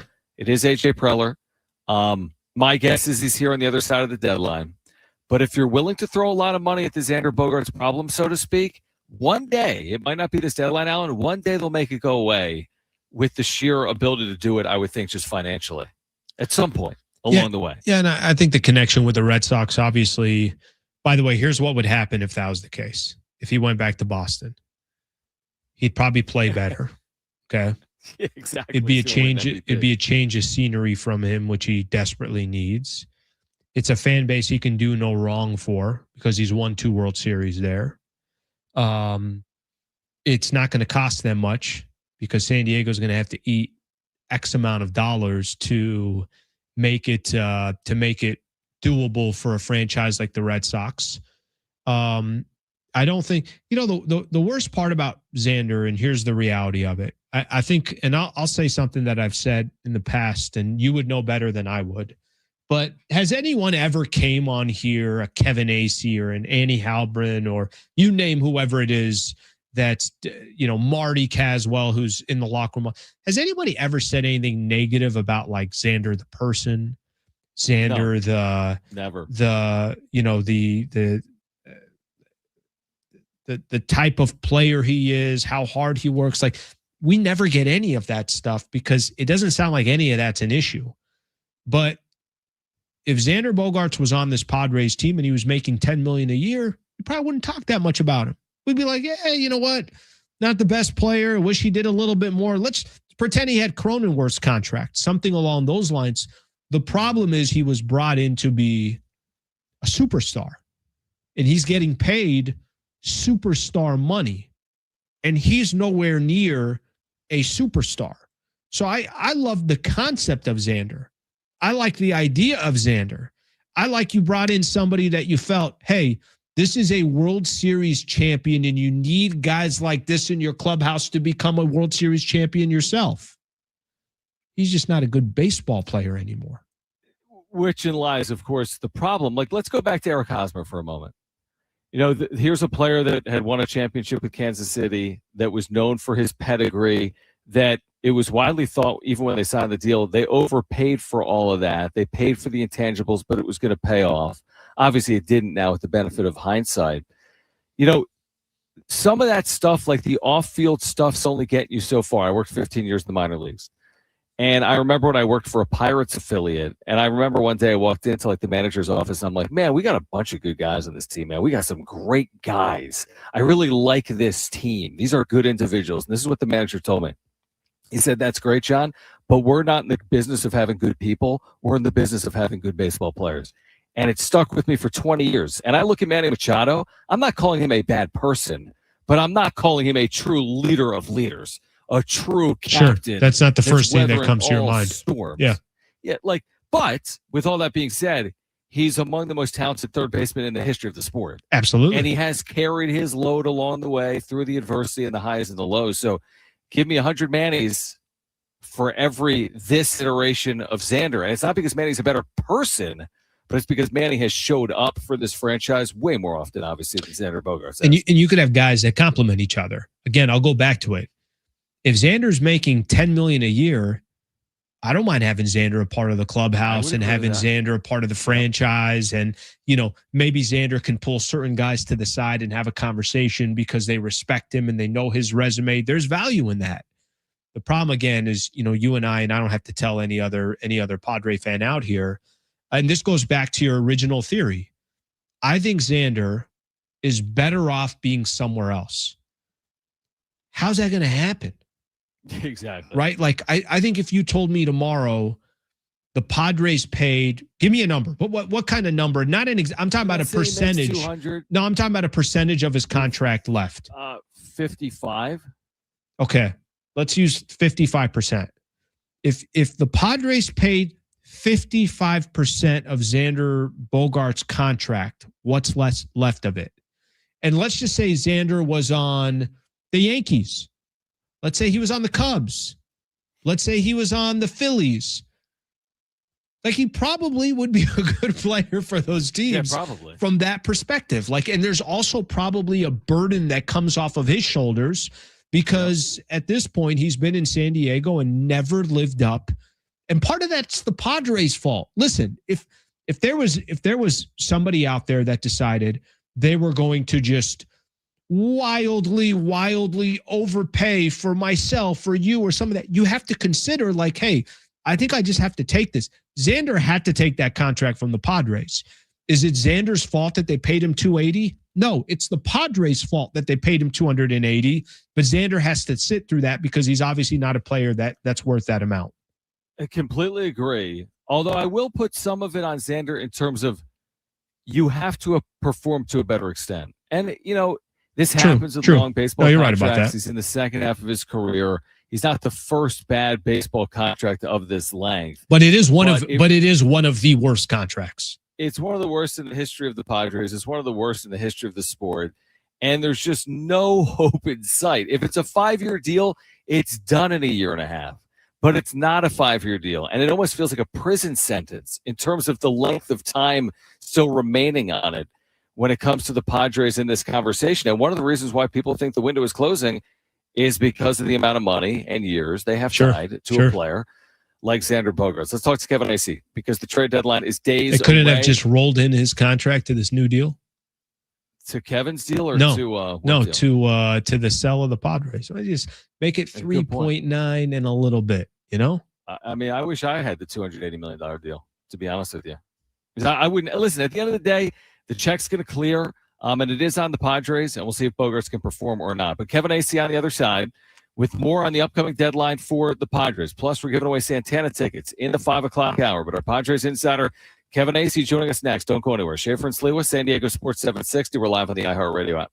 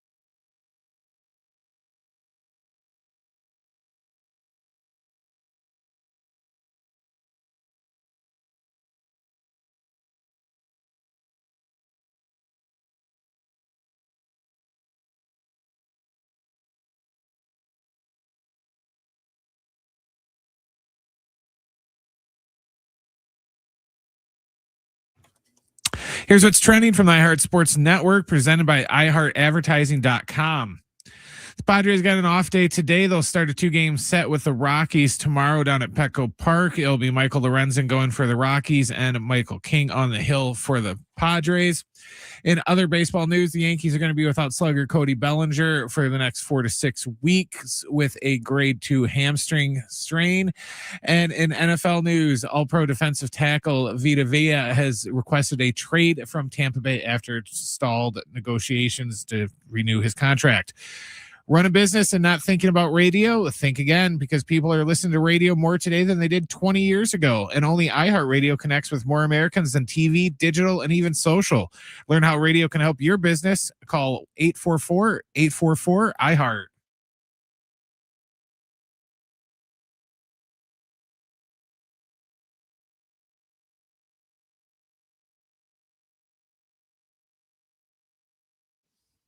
All right, back from the long trip out of the All-Star break, a longer trip for Kevin because he was in Philadelphia as well for that All-Star festivity. Kevin Acee, our Padres Insider, back with us right now.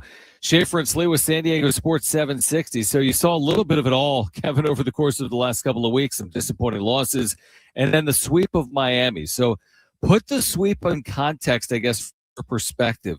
What will it ultimately mean? It's a 5-5 trip. They're 2 games out. How do you look at the sweep of the Marlins in Miami? Well, it's funny because however they got there, right, they got to about where we thought they were going to get, right? Like that's what we, whatever it was it 6-4? Was it 4-6? Was it 5-5? It was going to be a muddled situation.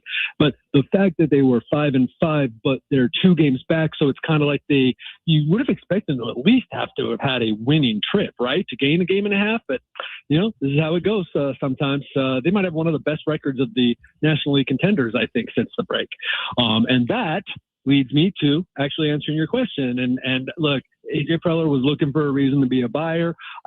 We can go into like what does buyer mean, but I think absolutely that being 2 games back, having swept the Marlins and played, probably kind of like some more complete games for the most part, and having your stars actually contribute, for the most part. And you're now going to play the Rockies for 2 and the Giants for 4. At this point, I don't think there's any doubt that the Padres are buyers. Kevin, you mentioned it. What is your definition, or what do you think the definition is of a buyer? What exactly does that mean compared to what he's done in the past? I've gotten mixed signals. I do not believe, while I think their situation in terms of minor leaguers and AJ Preller's creativity is better than people would think or say, like, oh, the Padres can't make any deals or whatever. I do think they can make deals. I don't know that, look, Ethan Salas is in play. I don't think he's going to get traded, but he's in play. It's not like he's untouchable. The reason they were able to do what they did last year for 0 money, and the reason that they were able to in 2024 do what they did with adding just a little, is they had, good prospects to give people. And, he's going to have to get really creative if he wants to do that, because my understanding is that while budget talks are kind of haven't really even started, they usually this week is when ownership becomes involved, when they hear what AJ Preller is planning. I don't think they have a whole bunch of money to be saying like, all right, we're going to take on this big salary. So I think it's finding a starter that can, go with Michael King, Walker Buehler, eventually Nick Pivetta and or Joe Musgrove, and have your mid-level starter come in, them to, kind of normalize their rotation, maybe add a reliever in case Jason Out and Jeremiah Estrada don't pan out. And I think, I think that's about what they can afford, though certainly a left-handed bat. Let's not get too carried away with Luis Rengifo. Great story, but let's not get too carried away. So I think that's kind of what buyer means. But like, there's so much dependent. There's a lot of buyers. Don't know how many sellers there are. Take a look at the starting pitching market. Like, it's certainly what's within their price range. What is it? How much is that going to help them? So I think it's really going to be an interesting time. Is it feasible? And Kevin Acee is our Padres insider. We've seen for a very short period of time the Padres have kind of gone unconventional with some of their pitching strategies, with the struggles of their rotation. Do you see this as more of a moment in time, the Miami series, maybe Colorado and San Francisco, and then they will make the necessary additions, whether it's via the trade market, or maybe it's Nick Pivetta or Joe Musgrove or some other combination? Yep. Or could they actually go this route, the route of the 2024 Tigers or the route of like a 2018 or 19 Tampa Bay Rays, and try to just kind of ride the unconventional route to the postseason through the final 2 months? The 24 Tigers, and I'm pretty sure the 19 Rays had some pretty decent starting pitching, at least at the top, right? Like, so, and then you were trying to do the rest with unconventionally. So to get to the heart of your question, since the Padres don't necessarily have that, it's for now. Look, the nature of these lineups, lefty dominant at the top, you're gonna pinch hit for them, or you're not going to pinch hit for the guys that you have in there. It sort of allows the Padres to, decide before the game, hey, these are the lanes we're going to use. These guys, every batter's not going to line up with our guy, but you know what? We're going to put him in where 4 of the 6 batters that we, or 8 of the 13 batters that we expect him to face, we think he matches up really good against. And so it's to get them to the trade deadline. No one said this to me flat out, but I just don't see a way they don't have a starting pitcher. I mean, even if they were selling and punting on the season, like, you got to make it through the season. So like they need to go innings here. And this is great. Now look, they're talking out both sides of their mouth because they've said like, this is temporary. However, look at the makeup of our bullpen with all these former starting pitchers, and we could do this for the rest of the season. Well, yeah, okay. I don't think so. Kevin Acee, our Padres insider, joining us here, Schaefer and Sleva Show. Kevin, we all saw the quote, and it's different because you're there, but just Jake Cronenworth saying, if we keep playing like this, we're going to put ourselves in a position to make AJ help this team. I don't know how this pans out on a day-to-day or a game-to-game basis, but does that sweep or going 4-2, is it that simple that these games truly do dictate what the Padres do, or is it have more to do with the standings and the fact that it seems like the final NL wildcard spot is wide open? It just kind of your opinion on what are all the measurables there? The people that I talk to kind of leave me with the impression the standings are what we're going to need to look at. They know what the Padres are, right? Like they've known for a while. And that includes them saying the offense will get better, right? Like they know the weaknesses. They know how bad it can be, how bad it has been. And they were talking about it before the rest of us were, in terms of the potential for it to get bad.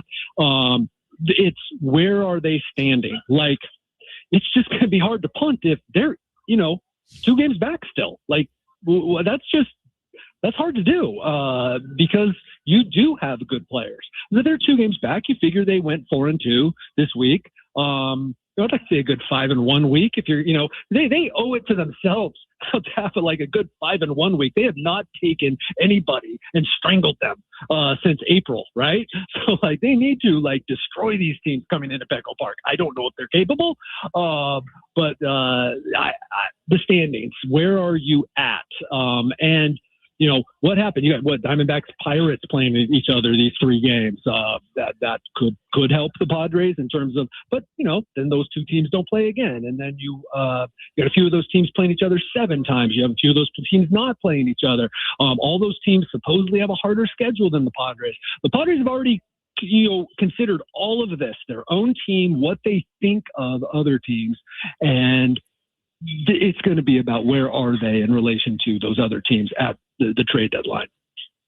Kevin Acee is our Padres insider. Let's look at it like this. Like, would you agree that in 2020, walk me through this, 2022, 2024, 2025, they're like, whatever it's going to take, like we're going to get, we could go crazy here. I mean, look at 2020, they turned over a third of the roster. Look at last year, they traded away Leo DeVries. Can you go to that extent this time around? Like, I could make the case in some of those years, hey, this team's close. There are reasons to do it. Can you make that same case this time around? I don't think so. But see, that's a little bit maybe my bias, but that's also the impression I get talking to people like that. you are correct. You characterized those. They won the trade deadline, right? Like if there was a trophy case at, for that, then theirs would be full, right? They would have won 4 trade deadlines in the last 6 years. And, because they thought, and I could make an argument for them that in all those years, they did have a shot. And they wanted to get better. I think what they want to do now is get better enough, go for the playoffs, not really throw anything away, which is why Ethan Salas is available, but I don't think he's going anywhere. But they don't want to, give up on this season because they do have a very high upside. Listen, they believe very strongly they're not a playoff team right now. They believe that has absolutely nothing to do with anything, because if they can get better, right, like through the trade deadline and getting Pivetta/Musgrove, Adams/Estrada back, and their guys are hitting like they've been hitting, then it happens all the time that teams are very different end of July and end of September. So the fact that they're not a playoff team right now, they would not argue with any fan or media member out there that they're not a playoff team right now, but they want to make themselves a playoff team.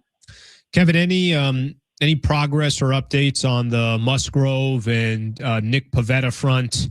I know you were telling us on Friday, or they were getting closer to throwing, and just out of curiosity, if you've heard anything over these last couple of days. So I would not think that I would think that Wednesday is the day that they would go, and that there is absolutely over the weekend talking with people that late middle of August that both of these guys could be back. Now, does Joe follow a few days after Nick, or vice versa? Nick is going to have to be like, he's going to have to stay on this, people's optimism is going up with these two guys, and it's going to have to keep going like that for Nick to make that August 22nd deadline. What we're talking about is going Wednesday, 5 days after that, maybe a rehab start. Even if it's not a rehab start, 5 days after that, it's like a simulated game. You're up to 2 innings now. You get into a rehab start, it's 3 innings. Next one's 4, boom, you're in the major leagues, possibly. So it is possible, but, obviously things have to keep progressing in that positive way. My final question, Kevin, would just be on the offense and what we've seen here recently. I don't have the numbers in front of me, but obviously over the last month, one of the better offenses in the sport. And then individually, you've seen just improved play everywhere, whether it's Jay Cronenworth or Jackson Merrill or Manny Machado. How do you explain it? Was it just that, like what Craig Stammen was saying all along, hey, let it play out over 162? Or is there some type of discernible change that's happened philosophically? What has played out here over the last month that has allowed the Padres to be a much better offense? I definitely think that it's that you almost couldn't help but be better, right? We're talking about June 30th. Since then, like top 3 OPS, top 6 runs per game. Like it's 5.7 runs per game since then. Like I've been saying since June 8th that this is an offense that's been good enough to have a much better record, and it has been. And some of it is, this was just going to happen.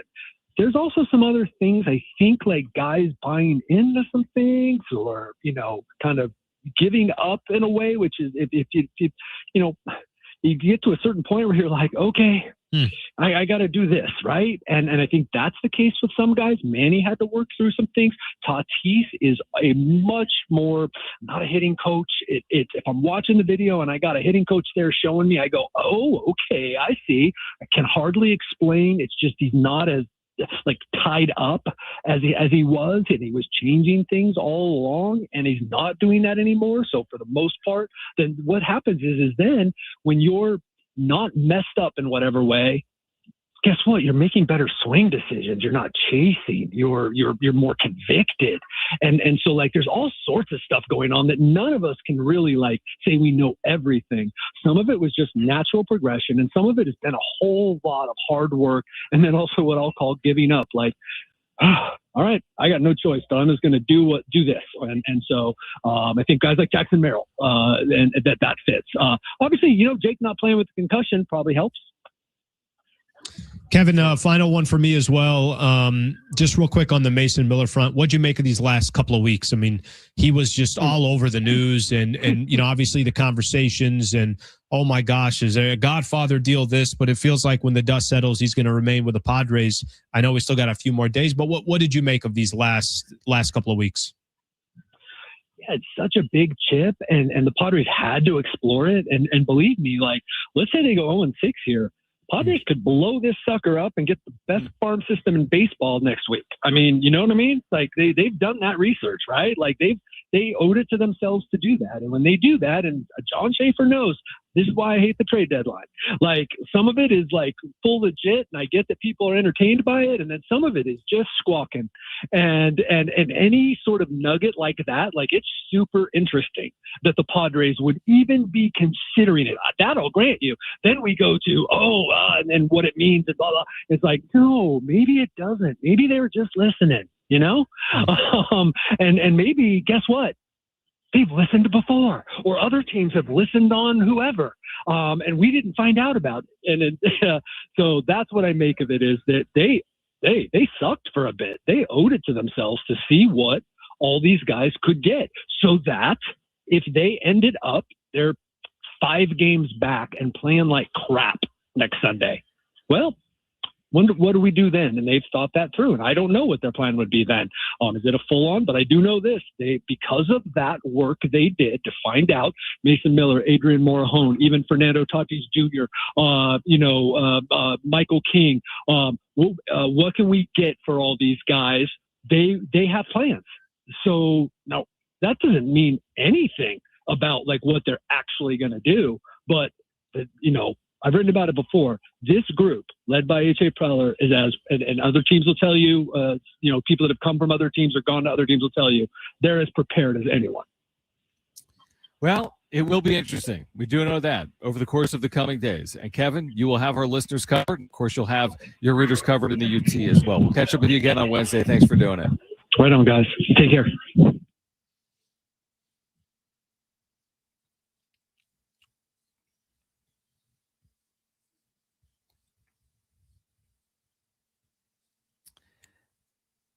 Alan, tons to react to after that conversation with Kevin Acee, and we will on the other side. Stay with us on Schaefer and Lewis, San Diego Sports 760, and live on the iHeartRadio app.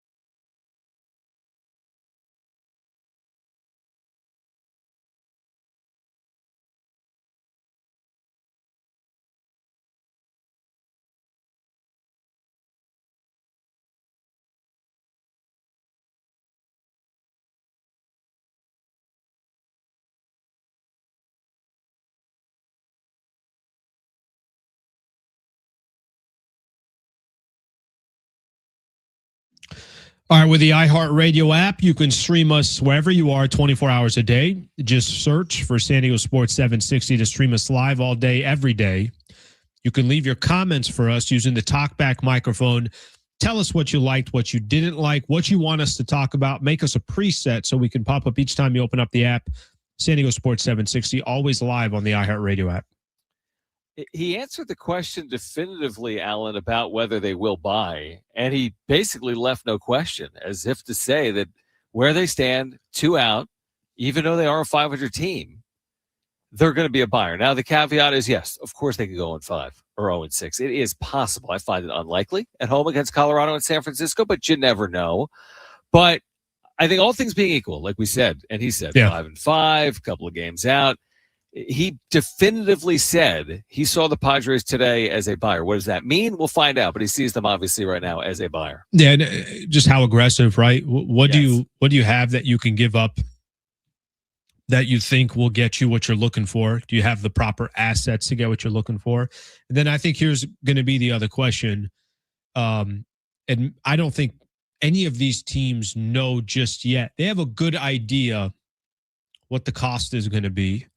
They probably have a good idea of how many teams will be aggressive and how many teams won't. But until you kind of get through a few more days, how many teams are in the mix? How many teams are going for the same thing that you need? I mean, starting pitching seems like something that every major league team would say, yeah, I'd like some more starting pitching. The difference might be is the Padres are more desperate or as desperate as any other team out there for starting pitching. So, I'm not surprised at I think this is how I would put it. I would say I would be surprised if AJ Preller is not trying to buy.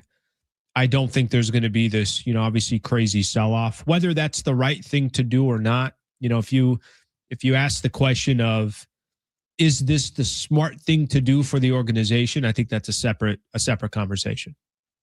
I mean, we've beaten around this so much over the last month. Okay. What's prudent, but also what are you going to do? Like there's so many real life examples of what they're going through that individuals go through. It's like you're trying to lose weight, but you're with your family or your buddies in town. It's like, I want ice cream. You're like, I've been trying to lose weight. Let's just go get ice cream. I'll worry about the ramifications on the other side of it. Now, this to a greater extent to all of our, because it's more public, right? So like that, but that's how I see it. It's like, is it prudent? But like, does it have to be? Like, do organizations have to do what is 100% by the book, right, so to speak, for their organization, which I would tend to agree, yes, you're thinking about the organization first, but then again, sometimes can you put it off? Maybe they've already put it off too long. I think you've probably made that case. They've put this thing off so long, at some point you got to be prudent. Is that time now? I think if there is a time, if I'm being honest, based on Kevin saying that we know who they are. He's not wrong. I love what he said about they're not a playoff team and they know they're not a playoff team. Did say that.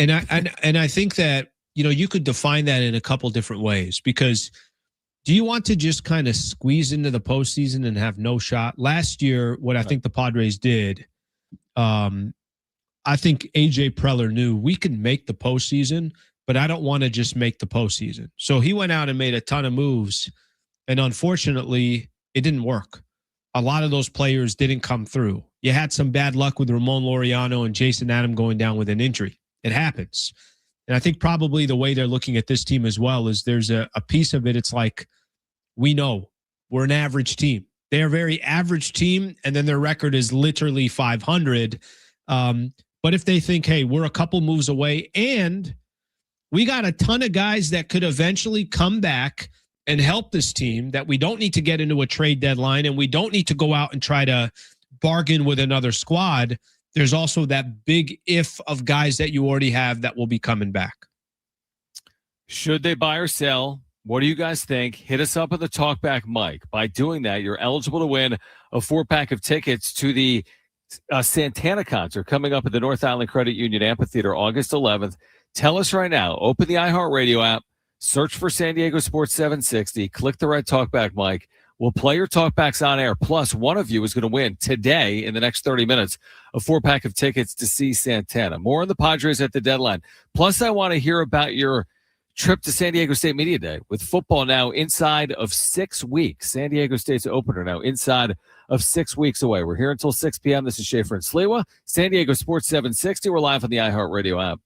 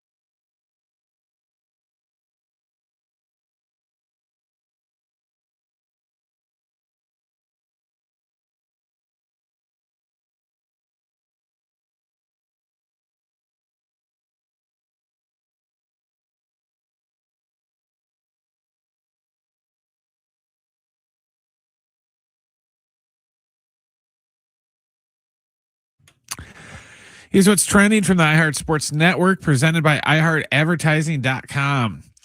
The Padres got an off day today. They'll start a 2-game set with the Rockies tomorrow down at Petco Park. It's going to be Michael Lorenzen going for the Rockies and Michael King going for the Friars. In other baseball news, the Yankees are going to be without Cody Bellinger for the next 4 to 6 weeks. They put him on the IL with a grade 2 hamstring strain. Run a business and not thinking about radio? Think again, because people are listening to radio more today than they did 20 years ago. And only iHeartRadio connects with more Americans than TV, digital, and even social. Learn how radio can help your business. Call 844-844-iHeart.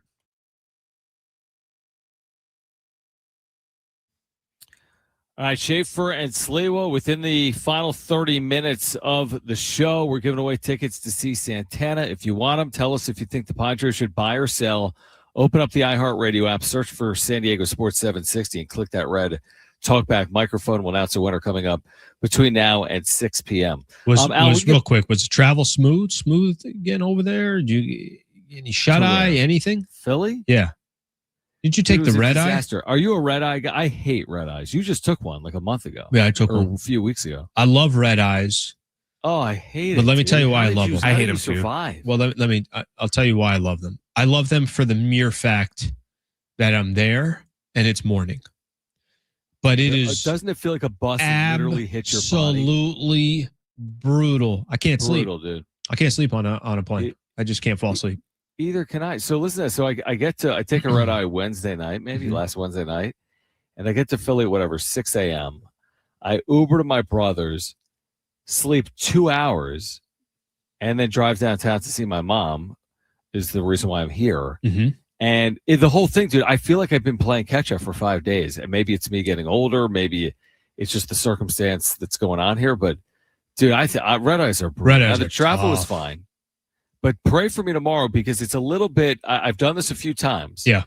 But there's always weather in the east. And I already got the email from American, hey, weather could impact your travel. Love weather. I never liked I'm a that. huge weather guy. I never liked the weather could impact your travel email. Never been a weather could impact your travel email guy. And I got like the 8:30 flight, 8:30 a.m. Eastern, back to San Diego by like 11-something Eastern, which is perfect for the show. But again, I'm not the pilot. So basically, I'm not actually flying. Basically, it's Brent and I tomorrow. Is that what you're telling Correct. me? It'll be no. I don't think Brent's working tomorrow. It'll be you. You just run the board and do the show. That'd be really good. That would be phenomenal for listeners. Okay, one quick thing that you said on the on taking the red eye. I'm with you. Absolutely brutal. Nothing worse. Damn, I like getting there and it's morning. It's nice to just be there. Yeah. You're not. There's no wasting anything. Yeah. You're just there. But there's something about the sun coming up when you haven't slept. Oh, And maybe it's cool when you're 19. It's not as cool when you're in your 40s. you know, the worst thing about taking the red eye is looking around and there's other people just completely passed out. I hear people snoring. I'm like, how do you guys do this? It's unbelible. What'd you I'm do with your 100% connection? How come all of a sudden now this is like the cleanest connection I've ever heard in my life? Well, I'm in Philadelphia, right? Visiting my mom, and LeBron James just signed with the Sixers. Of course, that's why I was here. He gave me the heads up, so I got here a day early. Wow. To deal with the logistics of it. Interesting. But I'm pretty sure LeBron has fixed Philadelphia's wireless network between the start of the show and now. Is the deal even official, Alan? Have they? It is, obviously. The Sixers have tweeted about it. Yeah, they put out. Didn't they put like some kind of crown or something like that Yeah, in in his his locker room? Yeah. Didn't they I don't know what happened, Did dude. they also call it LeBron James Day? And isn't there now some reports out there saying that the Philadelphia 76ers are trying to welcome him the way Lakers or Los Angeles did it? I'm like, this is awesome. Yeah, This is just great. The mayor announced on Friday already that it was LeBron James Day last Friday when he signed. The governor did. I think the governor said it was. By the way, I don't want to ever be a mayor or a governor or a president, but I do like the idea of making any day anything. Like I like the idea of being like Cocker Spaniel Day, July 5th. That's right.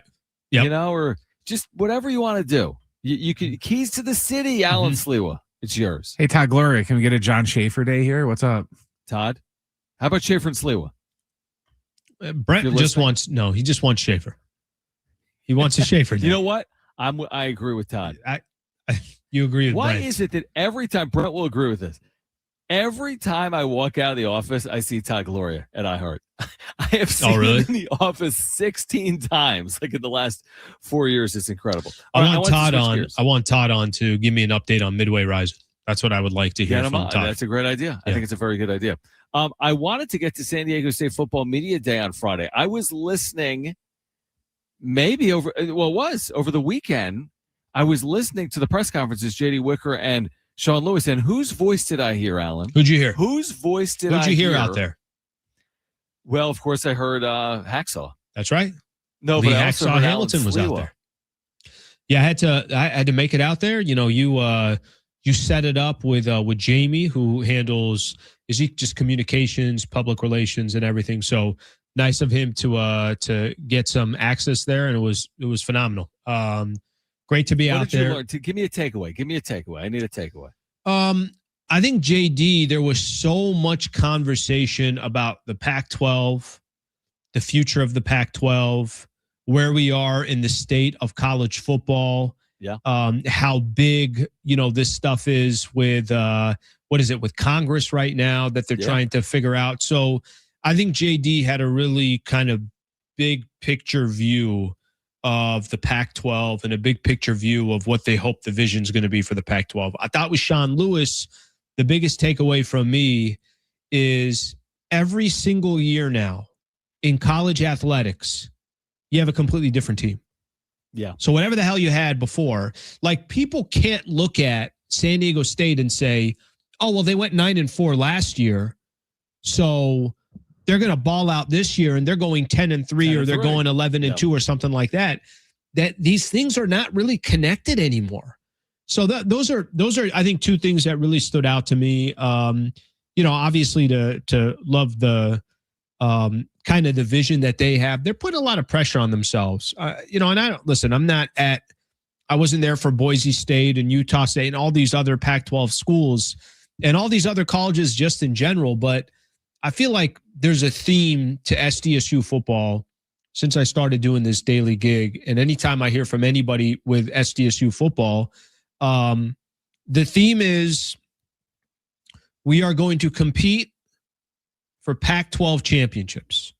That's the theme. That's like their bar, and that's what they keep repeating. So I'm going to take them for their word that that's the goal and that's what they're going to compete. And we'll see what happens. You don't know what happens. And again, we're less than 42 days out, whatever it is now, 40, right? Less than 6 weeks out. And we've had a couple of these brief conversations, and without fully knowing what the Pac-12 is going to look like yet, like you said, all these rosters are different, including San Diego State. But in 8-team football league, Sean Lewis, a third-year coach, San Diego State, with its roster and its resources, I think it is reasonable to have expectations that they appear in a Pac-12 title game. Not to say it is a guarantee or a certainty. Of course I don't not. think it is easy. I mean, Boise's in this league. They're very good. Other teams are fully capable of being, that second team if you're going to anoint Boise as one of the two. And maybe that's not fair or right. But I think in an I get why. League, I get why. Yeah, I think in this league, I think there's a lot of parity, probably would be my guess. But I think San Diego State under Sean Lewis is capable. They went 6-0 at home last year. Can you have similar home success? Can you put together 8-9 wins? Now, you don't need to do that in the league, but I think you look up and you have a couple of losses in the league. You might be looking at a Pac-12 title game appearance in 2026. I think that would be a job well done if they can get to that game here this upcoming year. 100%, but they're not shying away from it. And I don't feel like they're saying it just to say it. That's their goal. And, that's important. Sometimes I think you can say things just to say it. I don't think they're saying it just to say it. So that's one thing. The second thing that I'll say that I keep hearing them reiterate, and JD did a little bit of this and Sean did a little bit of this as well. They have tried absolutely to the best of their ability to make it as affordable as possible to sell out Snapdragon Stadium. Yep. And they have done everything they can for you to buy season tickets. So if you're a San Diegan, you could say, hey, this is how I want to spend my Saturday evening. Or you know what? These tickets are so affordable. I'm going to buy season tickets. And even if I'm taking care of a couple of people and some family or giving them to some people at work, those are the two things that I think are, the thing that I've been listening to repeated over and over again. And before our show, when our show ends today, I will be buying my season tickets. I mentioned to Brent on Friday. Well, hold on. I'm going to get season tickets. 1,000% I'm going to get them. Look what now. It's $175 to get season tickets to SDSU football. Snapdragon is built in such a way that it's not Qualcomm. And trust me, I miss Qualcomm because it housed the Chargers and it housed the San Diego Padres, and it was a staple to this city. But there ain't a bad seat in that 35,000 seat stadium that you can be sitting in. So it's an absolute no-brainer. So yes, I will be doing that. Okay. Alan's getting season tickets. Do you have season tickets? We'd love to hear from people on our talkback mic, or you can call us. But we'd love to hear from you. Do you plan to have season tickets to see the Aztecs in 2026? We would love to hear from you. Now, our talkback question of the day is, should the Padres buy or sell? Simple question. Go anywhere you want with it. Open up the iHeartRadio app.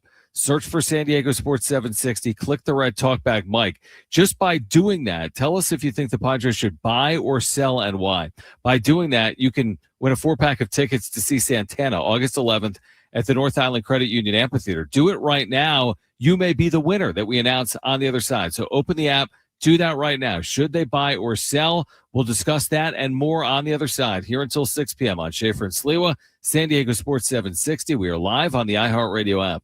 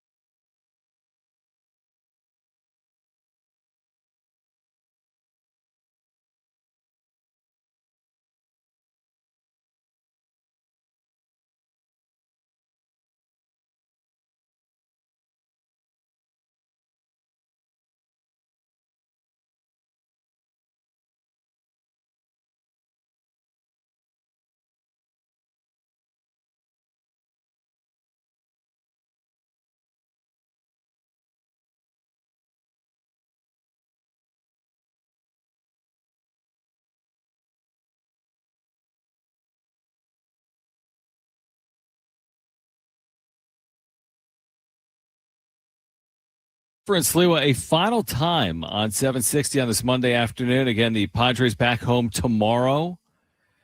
We knew, I think you said 5-5, didn't you, Alan? You're like, I know who this team is. They're going to go 5-5. We're not going to have a feel one way or the other, really. This goes back to a point we've made a lot this month. Do they even know who they are? Do we know who they are? Are they chasing something that's real? But here they are. This is what we said is going to happen. This is exactly what's played out. Kind of weird how they got here, right? I think that's the bigger. I mean, it's if they would have started out 5-2 and lost 3 games in a row, I don't know if the conversation is, well, what are we doing? You know, they should be selling. I guess it's the order that they went in. But I listen. I don't think they. Do I think they could be better than 500? I do, but. You know, you need things to kind of start going your way. I mean, I feel like so many things have gone against them this year. There's a lot of tweets right now, and I'm sure a lot of numbers out there just showing what Jackson Merrill has been able to do in July. Machado's been an absolute stud in July as well. The biggest problem that the Padres were having, on top of just going from 11 games over 500 and just watching that all go away. I think what's the worst? They were maybe 3 games below, something along the 2 or 3 below. 3. The biggest issue has been they're players that you're depending on. If you're the San Diego Padres, there's players that have got absolutely paid. And there has been a little bit of this. These guys just aren't coming through. So I don't even know if you're trying to catch lightning in a bottle. You just want your stars to act like stars and play like stars. There's obviously a lot of other things that, the Padres can't control. We'll see what AJ Preller ends up doing. But yeah, I think 5-5, saying they'd go 5-5 over a 10-game stretch, not surprising at all, right? Like, I think that is who they are. I think the surprise is they went 3-7 or they went 7-3.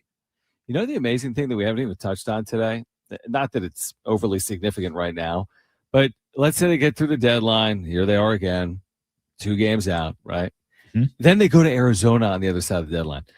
Burn the ship, so to speak, like Hayes in the barn. These are the teams, right, competing. All of a sudden, this 4-game series in Arizona, dude, it's like you could bury yourself by losing 3 or 4 if you're 2 games behind them and now you're 4 out. Sure. Or you could all of a sudden in that one series be, I don't know if drivers see this right, but like right back even or ahead. It's just every series we're going to do this. I love what you just said. If they started 5-2 on the trip and went 5-5, does that change the perspective in your head of really where they are sitting right now? Just like we're going to put all our eggs in this deadline coming up, and then they're going to go to Arizona and like someone's going to win the series maybe. It's a 4-game series. Happens all the time. Yeah, it could be a split. Someone wins 3 games. Like the perspective's going to change again based on that 4-game series. And that's only early August. And then from there, we're going to continue this path potentially all the way out. Which is kind of what you want, right? Because I think, we're all sitting here and hypothetically, if they were 7 games below 500 right now, it's kind of a no-brainer. They are going to sell. And all of a sudden, these games don't mean anything the further and further you go, throughout the year. But I think that's another reason why these games against the Rockies and the San Francisco Giants are so important. Because if you do go 4-2 and gained another game, hypothetically, then if you lost 3 or 4, which obviously you don't want to, it doesn't destroy you, if that makes sense. Now, it says something that if you're losing 3 or 4 against the Arizona Diamondbacks, who's, again, the same, you can call it the same caliber of what the San Diego Padres are. Those are the types of series where you're walking away and saying, you got to go 2-2. And obviously we'll get there when we get there. The one thing I'm thinking about, we're so far out from the playoffs, let alone even like whatever, the final stretch of the season if they're in it. The one thing that keeps going through my mind with all this, like you brought up with Kevin about Mason Miller and all this talk over the last month, if Mason Miller stays, there's reasons to believe now he will. No guarantee, but there's reasons to believe he stays. There's still this like carrot out there for me, dude, that Mason Miller is on your team and you're competing for something, whether it's that final wild card spot or you're in the postseason. And I know this, with a lead, there's nobody you'd rather have. And that's evidence based on his performances this year. So like the more I allow my mind to wrap my, I'm wrapping my thoughts around that, the idea that Mason Miller's going to be here. And I see what he's done. And yes, they're never going to be the top contender in the National League this year. They're not going to be, right? Until maybe they are somehow. But if you have Mason Miller, it's like, do you kind of have a shot if you've got the best pitcher in the game? And if you do give him a lead, and if they do stretch him out later, and it's becoming 4 outs or 5 or 6 outs in really meaningful spots, what could that mean? I'm not telling you they're a World Series contender. I'm not telling you they're making the playoffs. But the idea of Mason Miller in more high leverage spots in the second half of the year, I'm in favor of that. And I'm all on board for that if it plays out. The only thing about that, it's like the position for Mason Miller, the only time you get to see somebody of that caliber of Mason Miller is typically in a situation that the other 8 innings went the right way. Yeah, or 7 plus. Or 7 plus, right? Yep. That's the part where when people say, well, why did you trade for the best closer in baseball when, and or do you need, is that a position that you have to have today, or somebody that's making an argument that, hey, you should go trade Mason Miller? They're typically making that argument because they're saying, look what has to go right for a team that is imperfect, that has a lot of flaws in order to get Mason Miller at the end. Like there takes for the San Diego Padres, it takes a lot to get to Mason Miller. To allow him to do what he does. That's why that conversation is always so interesting about Mason Miller, because you're not talking about a starting pitcher. You're not talking about one of the best batters in all of baseball that's going to have a bat in his hand 4 or 5 times in a game. You're talking about the closer, and you need so much to go right before you get to him. Dude, how about the stat, though, from Kevin that the Padres are scoring 5.7 runs per game since the end of June? You know, the math supports you score 4 runs, and you've got, again, a good bullpen. You'd like to think. Now, again, the rotation's been a massive issue. Yeah, I know. That's the starting. That's the formula. Mm-hmm. But you're not scoring 4 runs a game. You're not scoring 5 runs per game. You know, with the rounding error, you're scoring 6 runs per game. We know it's not going to continue. They're not scoring 6 runs per game, I wouldn't think, in their final 60 games of the year. But, whoa, the offense has awoken. Like, it's not for a series. It's not for a week. It's July 28th tomorrow. And for 4 weeks, their offense has been good. Will it continue? I don't know. But, wow, for 4 weeks, their offense actually went from bad to good. I don't know if it's possible for this, but all I think anybody's looking for is there a month stretch here in August or September where things are clicking at the same time? That'd be nice. Because you had some pitching in the beginning that was carrying you. And then, you know, obviously you went through a stretch here where neither was carrying you. Now you got the offense kind of churning things around. At what point can you get both to click? And by the way, it could be after the deadline because these guys are playing better. The bats kind of have awoke. Ty France is the type of player, you know, he's just been unbelievable. I know there's some other players struggling a little bit. Gavin Sheets, Xander Bogaerts. Cronenworth's been playing better. But does that trade deadline get you another pitcher that can kind of answer at least one more day a week? Does that, you know, getting past the deadline, do you get a little bit closer to getting Pivetta or Musgrove? And I saw some of the comments here. There were a handful of comments. Counting on Musgrove is crazy. That was somebody, you know, said that on sure. YouTube.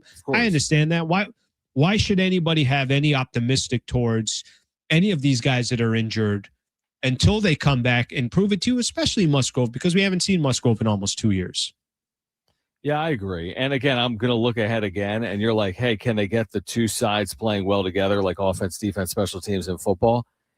I'd love to see it actually, like, you know, sometimes we always say in sports, like, you're peaking too soon. That ain't the Padres. They didn't peak too soon. I mean, you could say 19-9, but I mean, that's nothing over the course of 162. Yeah. Could they play well down a stretch? Again, I'm not saying it's 2024. It's not. I will tell you right now definitively, I do not think they have a comparable record late this year like they did in 2024. No. But could they play well late? Could they play some of their best baseball when it matters the most? And I don't know the answer to it. And maybe there's no reasons to expect that to happen. But at least if we get to the other side of the deadline, it's a possibility if they haven't sold off all the parts. And shoot, maybe they even do sell off parts and all of a sudden they play their best baseball, because that's how ridiculous a sport like this can be at times.